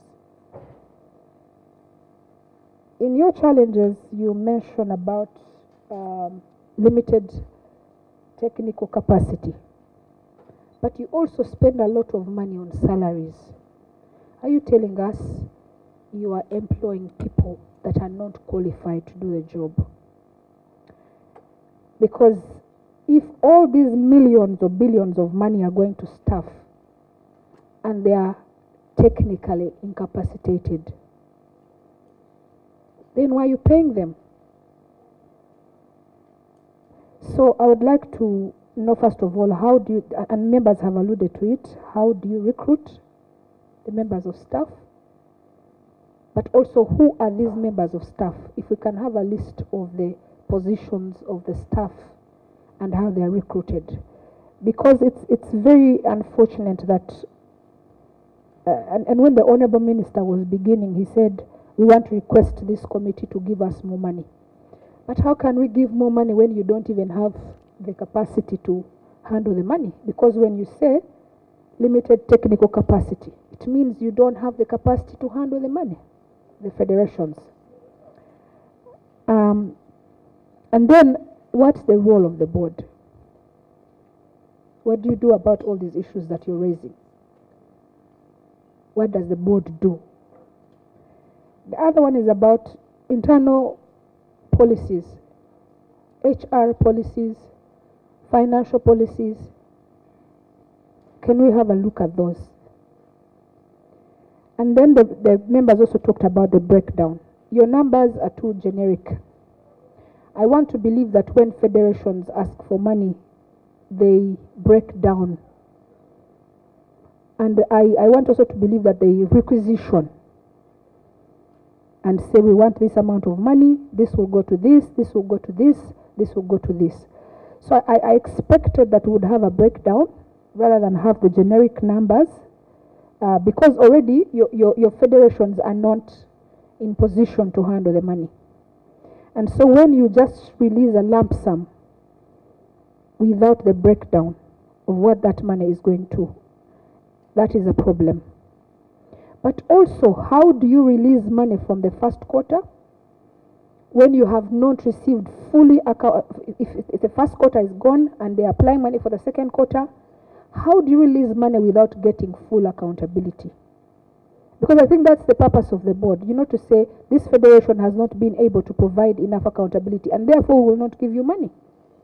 Or we have queries about your accountability, we will do an audit before we release money. You also talked about briefcase federations. Are you also giving money to briefcase federations? How do you verify a briefcase federation and a non-briefcase federation? How do you verify this? Do you ask for legal documents? What do you do about that? So I would like now to ask you to respond, and I think most of the questions are quite... Chairperson and honorable colleagues, for the submissions of the questions we have received. First of all, there are a few issues which I'm going to make clarification as a minister responsible for education and sports sports specifically. The first one Is there a mismatch between the father and the grandfather and the children? I am the minister. So before anyone here, I am the person with the final say. So when I see a child beginning to contradict the father, I have to bring the child to order. And that's what I did here, because I saw my child was beginning to mislead and to go beyond his, not his mandate. So I had to remind him that, by the way, I am here. So don't begin to usurp my powers when I'm still alive. So I did it in good faith, and that was in affirmative. Number two, the issues of Uganda Netball Federation. I want to inform Madam Chair, I am managing the situation because I have carried out an extensive investigation on the matter. I found it there, and I'm about to conclude on it. Actually, tomorrow, to go on record, is it confirmed? I have a meeting with the netballers, the players, because in all this confusion, my main aim is the athlete. I do not want an athlete to miss what is due for her. We big people, we call ourselves big. Are we facilitating those people to achieve the sport? Like the Honorable Edie said, sports about now money. As a country, we have 3 professional players now. All of them are in England. I want many to go to the rest of the country to get us more money. So when I see this confusion, is it Madam President? Is it the board? Yeah, that is within their constitution. But at the end of the day, I have to say, you've asked pertinent questions. What is the role of the federation? Are you getting me? Which I want us to confess. Some of us have not been doing our work. And we must be open here. Because if we don't, then we are not going to help the situation. But in all these honorable colleagues, this new sports bill is going to solve the problem. Part of the problem has also been the law. But now, it is here. You look at this bill, and I want to interest all of you to go and read it. Copies have been given. It's going to address the problem. Another issue you asked, have you ever managed to visit these federations? When I came into the ministry, I started with visiting them. There are 51 to the records. How many have I visited so far? I think about 10, 15. But I also have my own report, which I'm going to submit the top management of the Ministry of Education, my own observations at the time I've spent while visiting some of these federations. Do they qualify to get money or not? These are the issues which I'm undertaking. And at the end of the day, my powers, I have given it to the chairman. Mr. Tashobia is a very big person, and I want us to accept to give him time. Because even that doctor, it is him who supervises him. It is him, it's not me. For me, I come at a broader level. When he fails, I come in. Council, it is a day-to-day management, it's the council. The chairman is here. So, first of all, I wanted to say, as far as Netball Federation is concerned, I am on top of events, and I'll be able to inform the country of what's happening. But I want to say, can we thank them for the outstanding performance they have presented to the country? Those are the achievements which we were asking for. It's the first time Uganda Netball Federation qualified for World Cup, and they are going to participate in South Africa. They have been in Commonwealth. They have been in New Zealand. They have been to the UK. They have been doing extremely well. But the few things of governance and management, which we are beginning to put them in order. The second issue is, which again I want to address myself too. Who approves travels of the accounting officer? It is me. I am 4 months old in the ministry. He does not travel without my approval. That's why now I'm reminding you that I'm the boss. Yes, because there was a question which came. Who approves this travel? It is me. I approve his travel when I'm well contented that he deserves to travel. And I want to confirm this. These are the new innovations I brought in the ministry. Gone are the days when you could have a number of, I normally call them tourists, more than the athletes. It can never happen in my era. Nobody leaves Uganda now under anything to deal with sports without my approval. Not at all. That's why you see 2, 3. That's it. It's not about what are you going to do anyway. What are you going to do? You are a secretary, You also want to go and watch games. What is the purpose? Can't you watch on TV? Why am I doing that? I am beginning to see how do we facilitate, save money to facilitate the athlete. It's the most important thing because we go clapping, but you know how much energy they use. You know the time they invest into this training. At the end of the day, you're carrying a flag of your country. You have little money. Why? And yet we big people are the ones who are many in these travels. We want to be seen that we are going to receive. Sometimes we move there, we come back with negative. So, and I also want to go on record.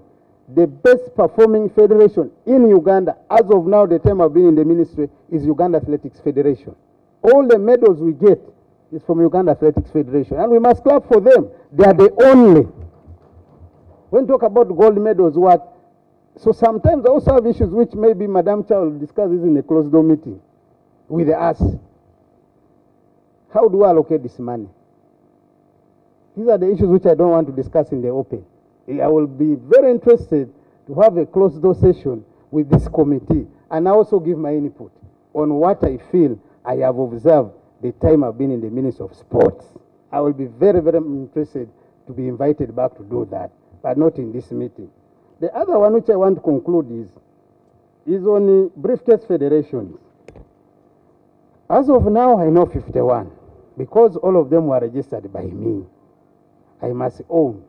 I don't want to run away from facts. But as of now, Madam Chair, you are a lawyer, I registered 51. I have visited less than 20. So, how did they have what criteria was followed for them to be registered? That is now what I did not want to ask my chairman. I wanted myself to prove by going to the field. And I've already seen some of them. You go there, you ask a CEO. I am told some of them, with due respect for purpose of the media, some of them, they do not even meet the criteria of being a CEO. But whose mistake is that? I own it. It's me. Did I do good work at the time of registering them? I did not. And this is why. But I also want to confirm, they do monitor them. And they can even produce reports. I'm happy chairman is here. They do monitor them. The question is, how do we give money again to those who have not accounted for money? No wonder you're beginning to feel now the heat coming up. Why is the noise coming up? This is the issue. I have come, I've said over my dead body.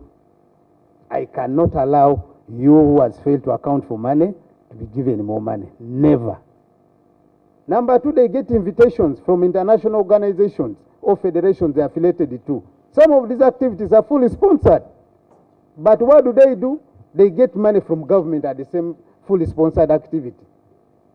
Now, what do you want me to do? To give you more money? No, I can't. At least it can happen when I'm not in the subsector.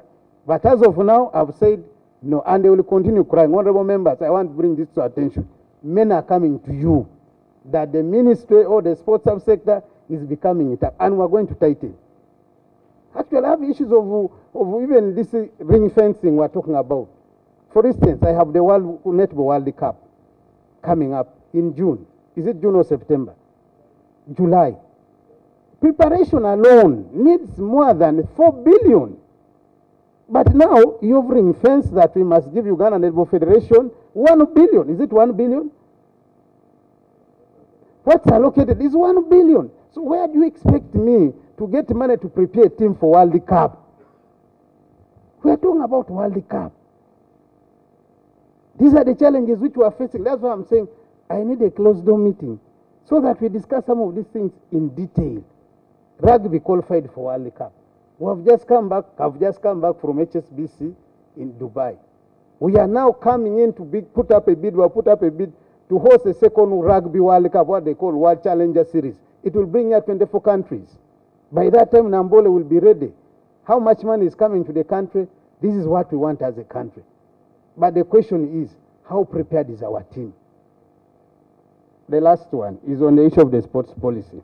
I want to confirm, I found the sports policy getting ready, and as far as I'm concerned, I have formally submitted the sports policy to the Cabinet Secretariat, which they are going to put up a program on the Cabinet agenda for me to submit it in cabinet, then we shall be able to bring it, to make it a public document. So there was a question, do we have a sports policy? As of now, all the paperwork has been done.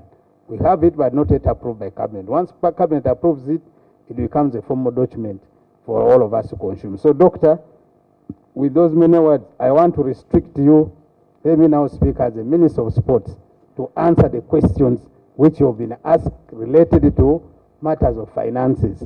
Don't go outside anything not within the question they have asked you. I thank you. Honorable Sabire brought forward a number of issues,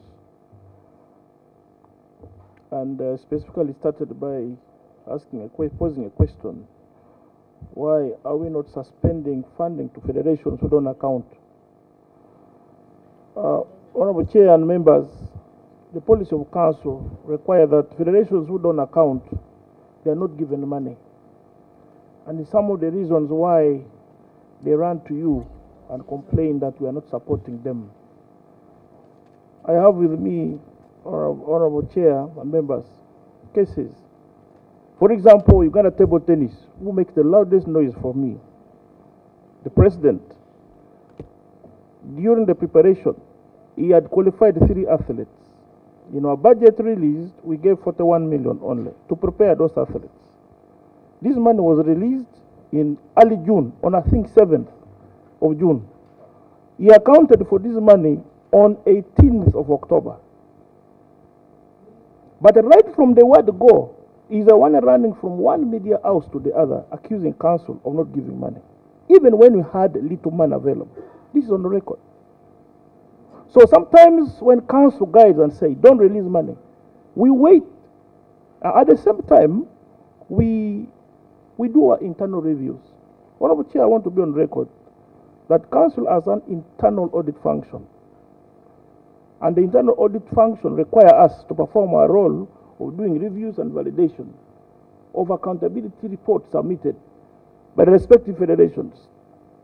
As an every quarter and the end of the annual period. This can be cross-checked, and we have done this in compliance. Supervision of federations is done in many ways. We have the monitoring and evaluation exercise, which is part of our annual activity and taken care of under the statutory instrument number 30 of 2014 that require us to go and do monitoring evaluation for all respective federations. A report is issued and tabled to council. This is where council was able to ascertain the extent of support and many others, including prioritizing federations who have a niche over the other. And these reports, the last was done and report submitted on 21st of April. And the report can be shared even with the committee to have an input on what really happens in this. These recommendations help us to see what kind of strategies and advice we give to strengthen governance of federations. True, achievement was not reported here because I was restricted in the letter I received to respond to the issues asked. But I'm happy for the observation, and I would be very glad to provide additional information. We have actually overachieved with the limited resources. Contract of staff. Madam Chair and members, National Council of Sports contract its staff. We are not on permanent we are not on pension, I mean on permanent and pensionable. Council changes policy in 2012 after consultation with the public service to facilitate better service delivery. So all the workers of council are contracted on a 3-year renewable basis based on their, then they are appraised, which appraisal reports are always tabled to council for every staff from top managers up to the lowest cadre. Approval of travel, the Honourable Minister has already answered. Firstly, that instrument was issued by the Senior Minister sometimes back. And again, reminders written to Council Chair, and Council took a resolution that require not only travel for the accounting officer, but even for federations are regulated. There are benchmarks which they're supposed to meet And these are cleared by the Honorable Minister. For the staff of council, the council are cleared by the Honorable Minister. For federations, it's cleared by the General Secretary. Use of personal monies. I mentioned, Honorable Chair, that firstly, we took care as Team Uganda on available government funding. At the close of the last financial year, the fourth quarter, government released part of the money for Commonwealth, which money was used to support federations which had already qualified teams at that time to procure equipment. And we had a few cases, I would say less than 7 federations had additional uniforms that they needed. For example, boxing needed, the 3 boxers needed decent uniforms, which could not be got in the market here. And aware that, for example, the money of government came late. As an accounting officer, my leader of delegation advised that you people should ensure that we are not embarrassed as a country. Look for available money. These monies were refunded. So this is a clarification I want to make. Those exceptional cases, but government of Uganda took care of all those. And it was done in good faith to avert a crisis and embarrassment. Madam Chair, excuse me. My take in this, to say that we sat as the council and availed avenues, how best can we facilitate our team as we wait. So if you say you use the personal money, it touched me as a government worker, using your personal money to facilitate a government activity. Because one, it is illegal. On Osport, it is illegal to use your personal money. You would find another word to replace personal. The auditors are there. But Chair, he has given him the answer that he should say, No, wait. he should say, we met as council and agreed ABCD, but for him he said, here's his money. So if you change the statement and say you had council, shall we get the minutes immediately? Because that means we need them there and then to change your statement. I apologize, Chair, and I withdraw that statement. Yes, that also brings us to the question. Because they're available. There was issue on non-wage recurrent expenses, especially evidence of spending in the long list. Chair, these informations are available because, as I indicated, we will be able to provide the tenancy agreement, the contracts of staff, the staff list will be provided. Disparities in releases in terms of days on funding and Honorable Chair and members, when budgets of federations are submitted, there's scrutiny done before the final approval, and we do fast track on, firstly, confirming the event period, the number of people which we regulate, because sometimes federations want to take very big team, and yet the activity may require few. So from the budgets are always scrutinized, and final approval when done, in line with the value requisition, communication is given formally to the respective federations when funds are processed and paid. Now, this determinant of number of days of funding also depend on the magnitude of the event and the duration of the event, and there are also other requirements that come with those requisitions, which we have to look into.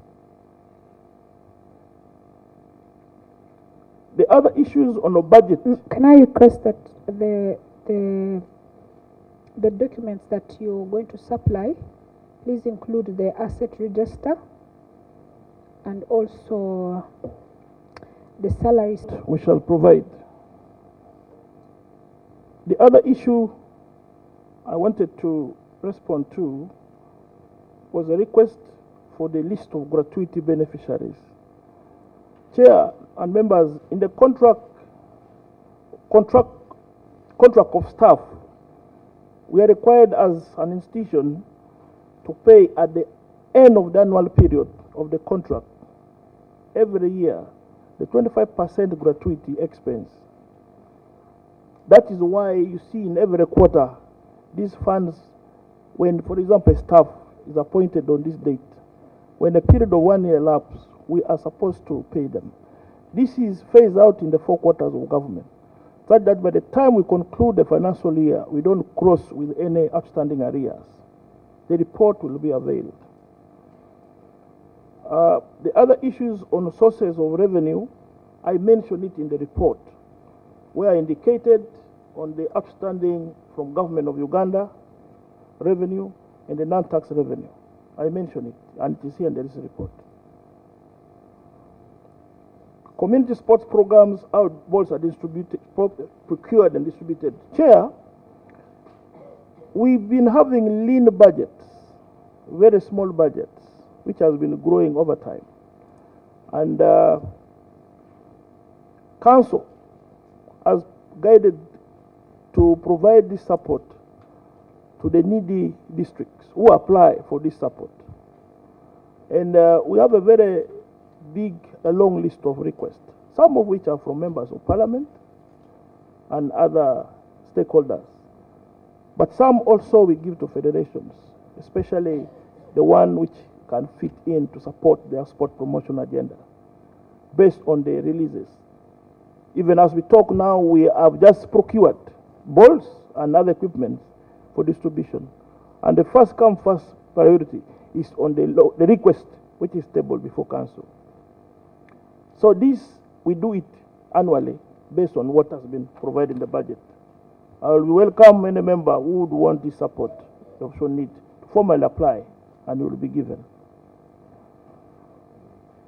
On the issue of environment, Madam Chair, when we are doing procurements for sports equipment, I note that since 2018, Uganda Athletic Federation has been the one helping us because our niche elite athletes are sponsored by Nike. They have a contract with Nike. And based on that, the rates they give to the federation is at a discount, very good discount rate.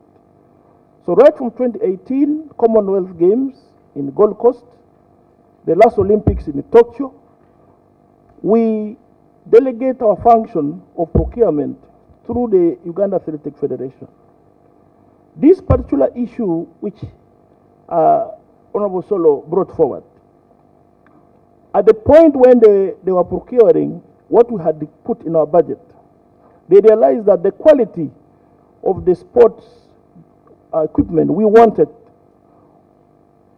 the good ones were already taken. So they left us with not the complete sets we wanted. So certainly the actual amount of money which was meant to support the procurement for all the gears we wanted, for all the federations and the team Uganda, there were outstanding balances with the federation. At a point when they needed money for their team to travel to Cali in Colombia, and they were asking us authorization to spend the money. So we had to seek the consent of the Committee for Finance to allow us reallocate that money for them to spend under the activity for the games in Colombia, the 156 which you have seen there. That is how it has come. I note also on the issue of briefcase organizations, federations. Chair, this matter can be interpreted in many ways. It is, in our opinion, we would say that not all federations are at the same level of development. But in our description, we have not referred to any of them as briefcase. We only know that they don't have the capacity to do certain things like others do. Now, this also trickles down to how Council has prioritized on the federations in terms of the allocation of resources. And when you also look at what was guided through Parliament, you also realize that there are others being referred to under others. Possibly the word is coming to address those others. But we strictly believe that they are all registered and recognized National Sport Federation. And when we have any help to do through grant and aid, we support them. Now, the minimum requirement for registration is provided for in the SI instrument, number 38 of 2014. And all the federations are required to register following those procedures. And the technical committee of council are the ones who do the last vetting before a certificate of recognition is granted. On other matters, on clarity, the Honorable Minister has already made whether there is a policy and the law. Chair, I'll not go there. a simple interjection, maybe to orient us more on the minimum requirements for registration. Do what happens in the middle there? I would want to say that, Chair, through you, at the point of registration of national sport federations, they have to do that compliance test and check, which must meet the requirement of the law. But sometimes when they have got the certificate, they relax. And sometimes you find they start, doing certain things. Like you go for an inspection in one place, this is the physical office. The next time you are going, they have relocated. You have to trace them. And this is what we discover through M&E. Now, in trying to analyze that, you will find that in one or the other, the minimum benchmark that require them, definitely they fall short of. And that is the purpose of M&E, that we do to support and ensure that they are compliant.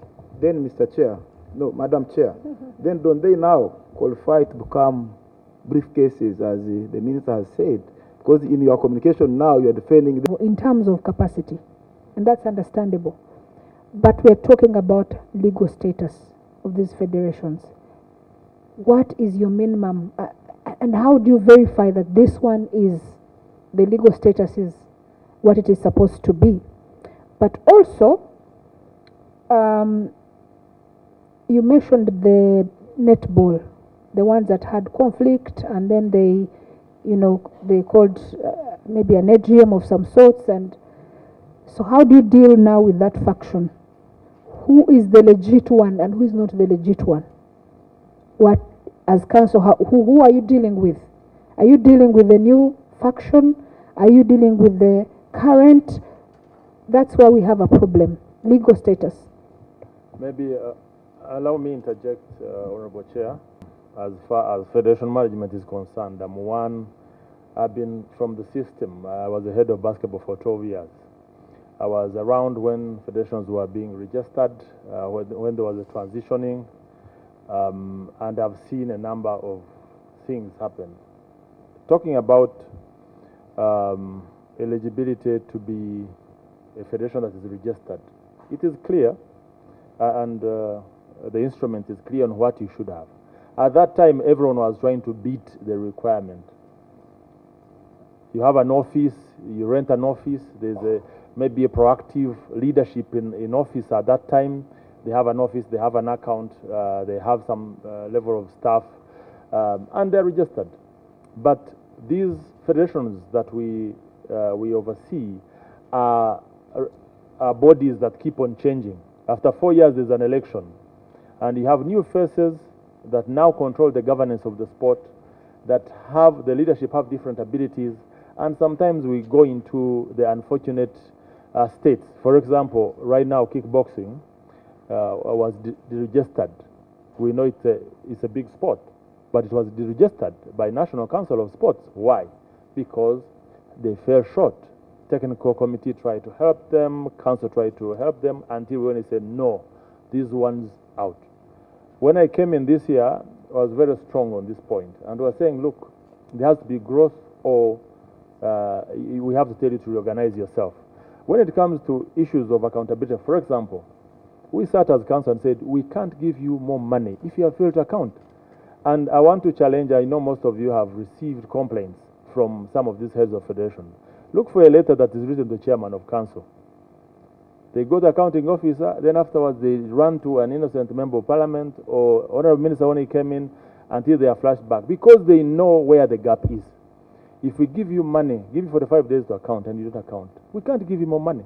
Unfortunately, we know that these federations have some of our young Ugandans involved in the sport, and they are the direct beneficiaries of sport itself. We have this impasse in netball. Before the Commonwealth Games, I already had a report on my desk from a committee of council, from the technical committee, and the resolutions were strong and clear, which would almost actually mean even disbursement, clearing of the federation and said, go and reorganize. And now you are thinking about Episcopal Scovia, a professional in the UK, games happening in the UK. You are thinking about the other Ugandans that are playing netball.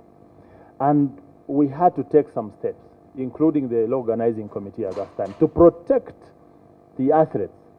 And we are actually, we submitted this report to the Solicitor General. Some of these legal matters need interpretation because the repercussions are very, very strong on the status of the federation. Madam Chair. Yes. Along the issue of accountability, I want to invite you to page 7. Page 7.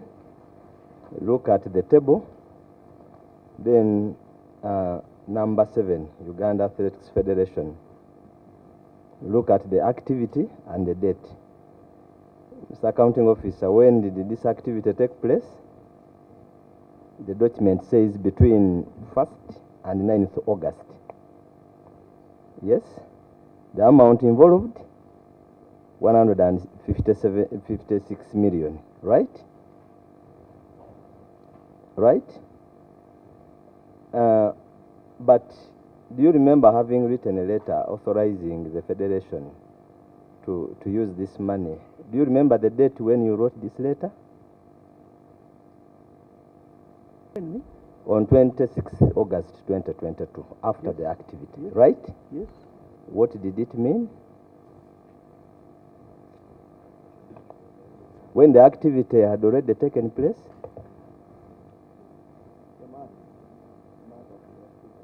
Chair, can I respond?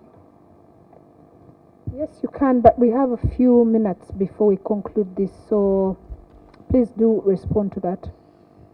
Chair, at this point, when these activities was taking place, the Uganda Athletic Federation had applied for support, and we had given them assurance that when government give us money, as I've already indicated, the letter from the Permanent Secretary and Secretary of Treasury to me had indicated that there was no allocation to national sport federations for the quarter. Money which was released was for Commonwealth Games and major games. I made it my remark. Now, the team had to travel. Even at this time, I was with you in Birmingham. When we came back, funds were processed. Now, I have already indicated here that Uganda Athletic Federation was a federation. Let me put this right. Being in Birmingham, let me hope I was in Birmingham, but not sponsored by National Council, right? Yes. Because it might sound that I was with you, indicating that National Council sponsored me for this, right? I think you need to put record correct here for members to benefit. Birmingham. I was also in Birmingham. So we were on another vote. I think the question is very clear that, you know, the authorization vis-a-vis what is on the report. At what point do you authorize? After the activity has taken place or before the activity? That's the question that the member is asking. Chair, thank you very much. As indicated, funds for procuring the apparels, general apparels for Team Uganda, had already been sent to the Uganda Athletic Federation. Now, at that point, they could not get all that we wanted, so they underspent on the amount which was budgeted for. So what they wrote to me was to request for authorization to spend that money on an item which they had already applied for support from. And that is what I granted, and that's why that letter came later, because the funds were already with them. Madam Chair, can the auditors clarify this? Because if you look at the inconsistencies in when the activity took place and what were you authorizing? Because if you are authorizing an activity that took place, what are you trying to say? Auditors, maybe you moved with a team of auditors. In addition, did the federation use money before National Council authorizing it? Because it was there they participated. And then the letter came later that you can use that money. What did they use when they were there? Chair, I would allow that you give me time. But you carried a whole lot of accounts people, auditors. Don't they have anything to say about this? Can I ask my do you have principal accountant to do make you a have a comment? copy of this letter and you read it verbatim to the committee? Chair, I was not given information earlier about this. I would have carried all information required for that.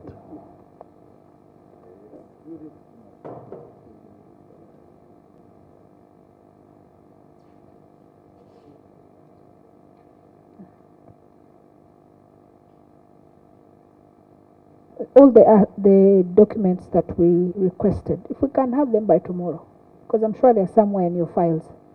They are not Available, going to. So Honorable please Chair. avail those tomorrow. We would avail But them. also, can we have clarification on this letter? Why the time? What's wrong with the timing? Why the authorization after the activity? And because we don't have time, I think the minister did answer some of the questions. So please, if you could answer those questions that the minister did not touch on, and we conclude. Madam Chair, thank you. I'll respond formally on that. Sorry, but can you also, before you authorized this, can we see the letter that came before? Because you don't authorize unless you have a request, isn't it? That's what I'm saying. I have all the information. I will forward it to the committee. Thank you. I'm the Director, Accountability and Audit. I've drawn my attention to table 2 and 4. And the emphasis of our presentation of this table 2 specifically was to show you the overall releases for the quarter. Because other than the subvention recurrent, where allocation for major games and the allocation to the federations who have given support, there are other expenses from the statutory releases that came to council for the purposes of contract staff salaries, gratuity, and non-wage recurrent. That also was contained in the circular which was issued by Permanent Secretary. This therefore means that for quarter 1, the table aligned for entire releases with a shortfall of 10.2 billion is provided in table 2 on page 2.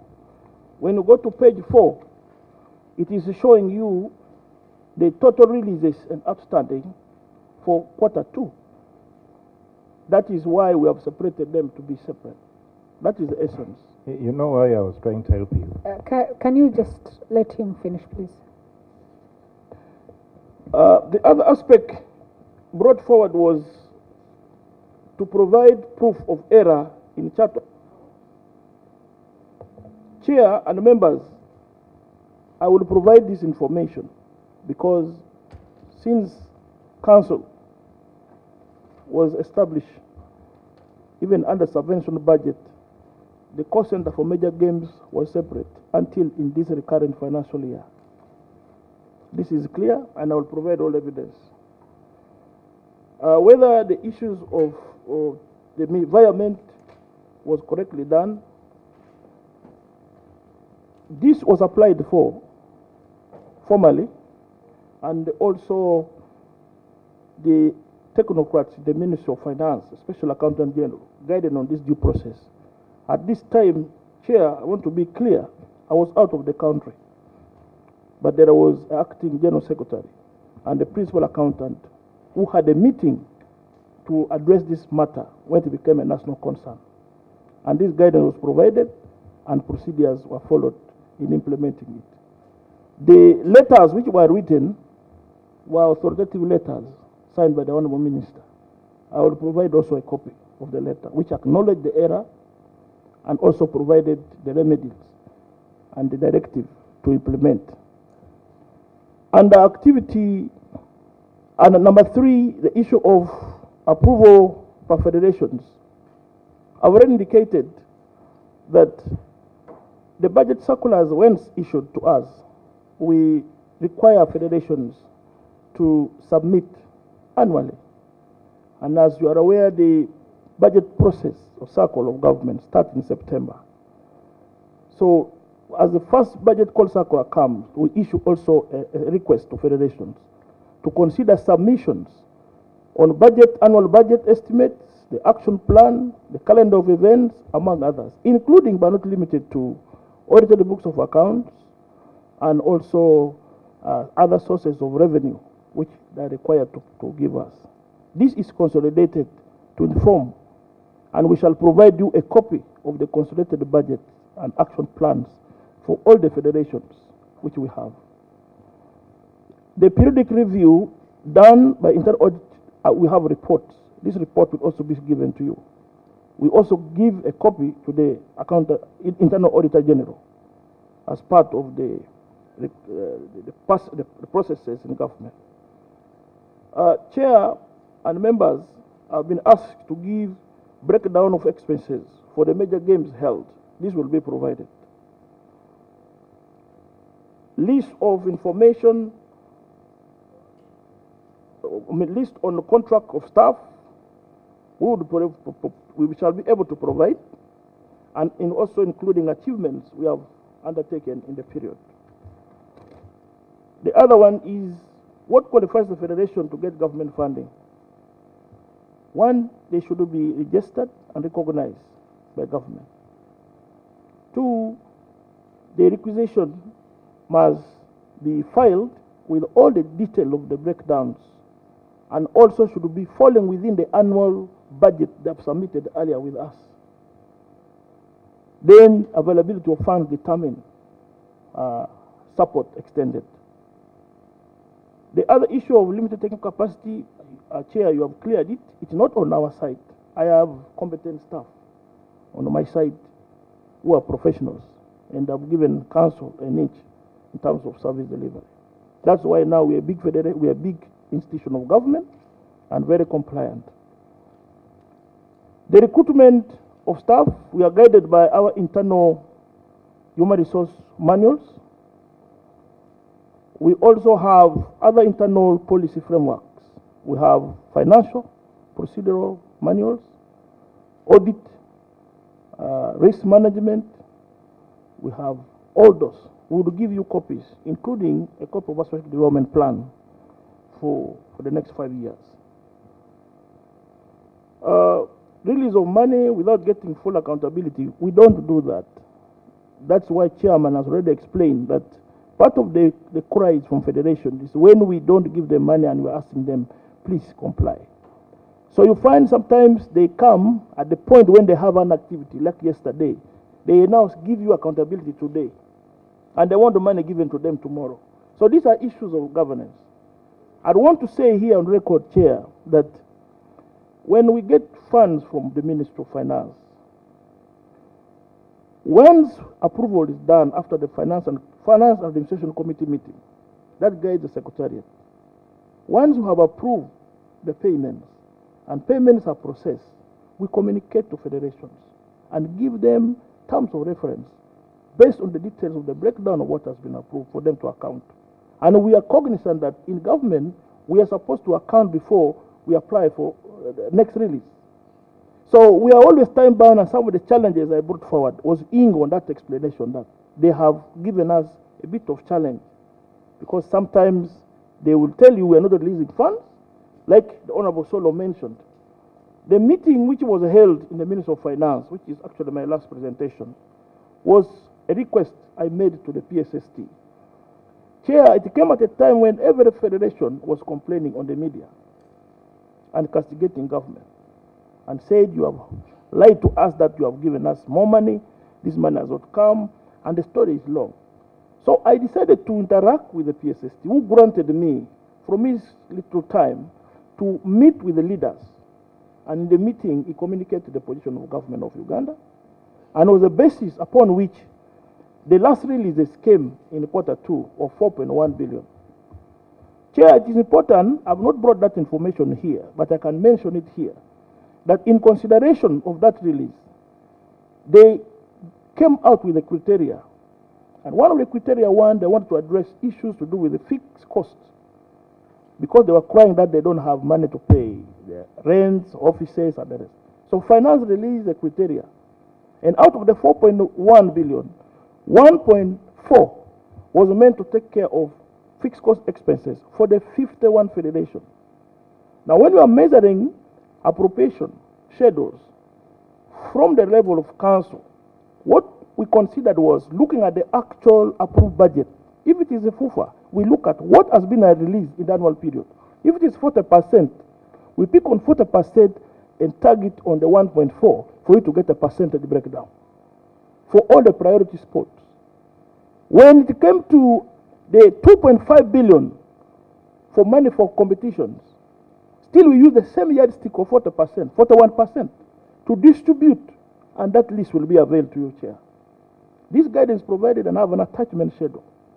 So that actually determined and made work easy for the Secretariat, because this time it was determined by Finance Ministry.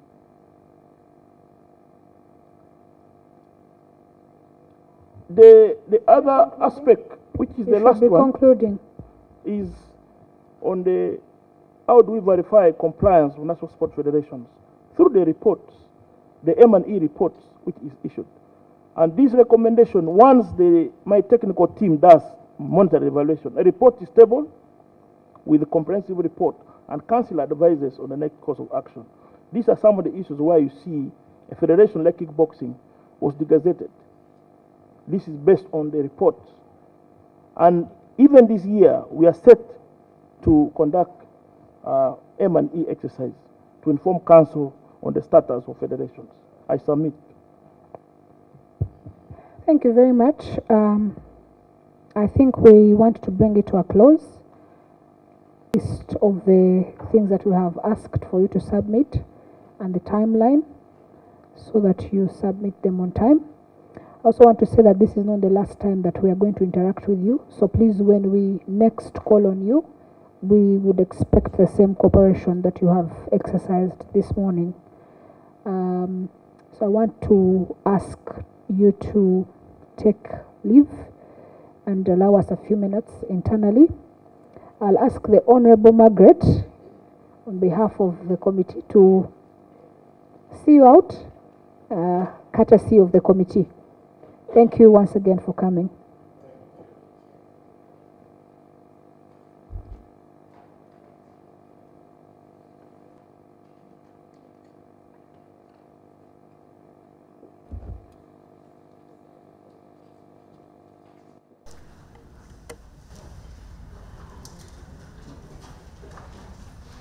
We also ask the press to now take leave as we have an internal meeting.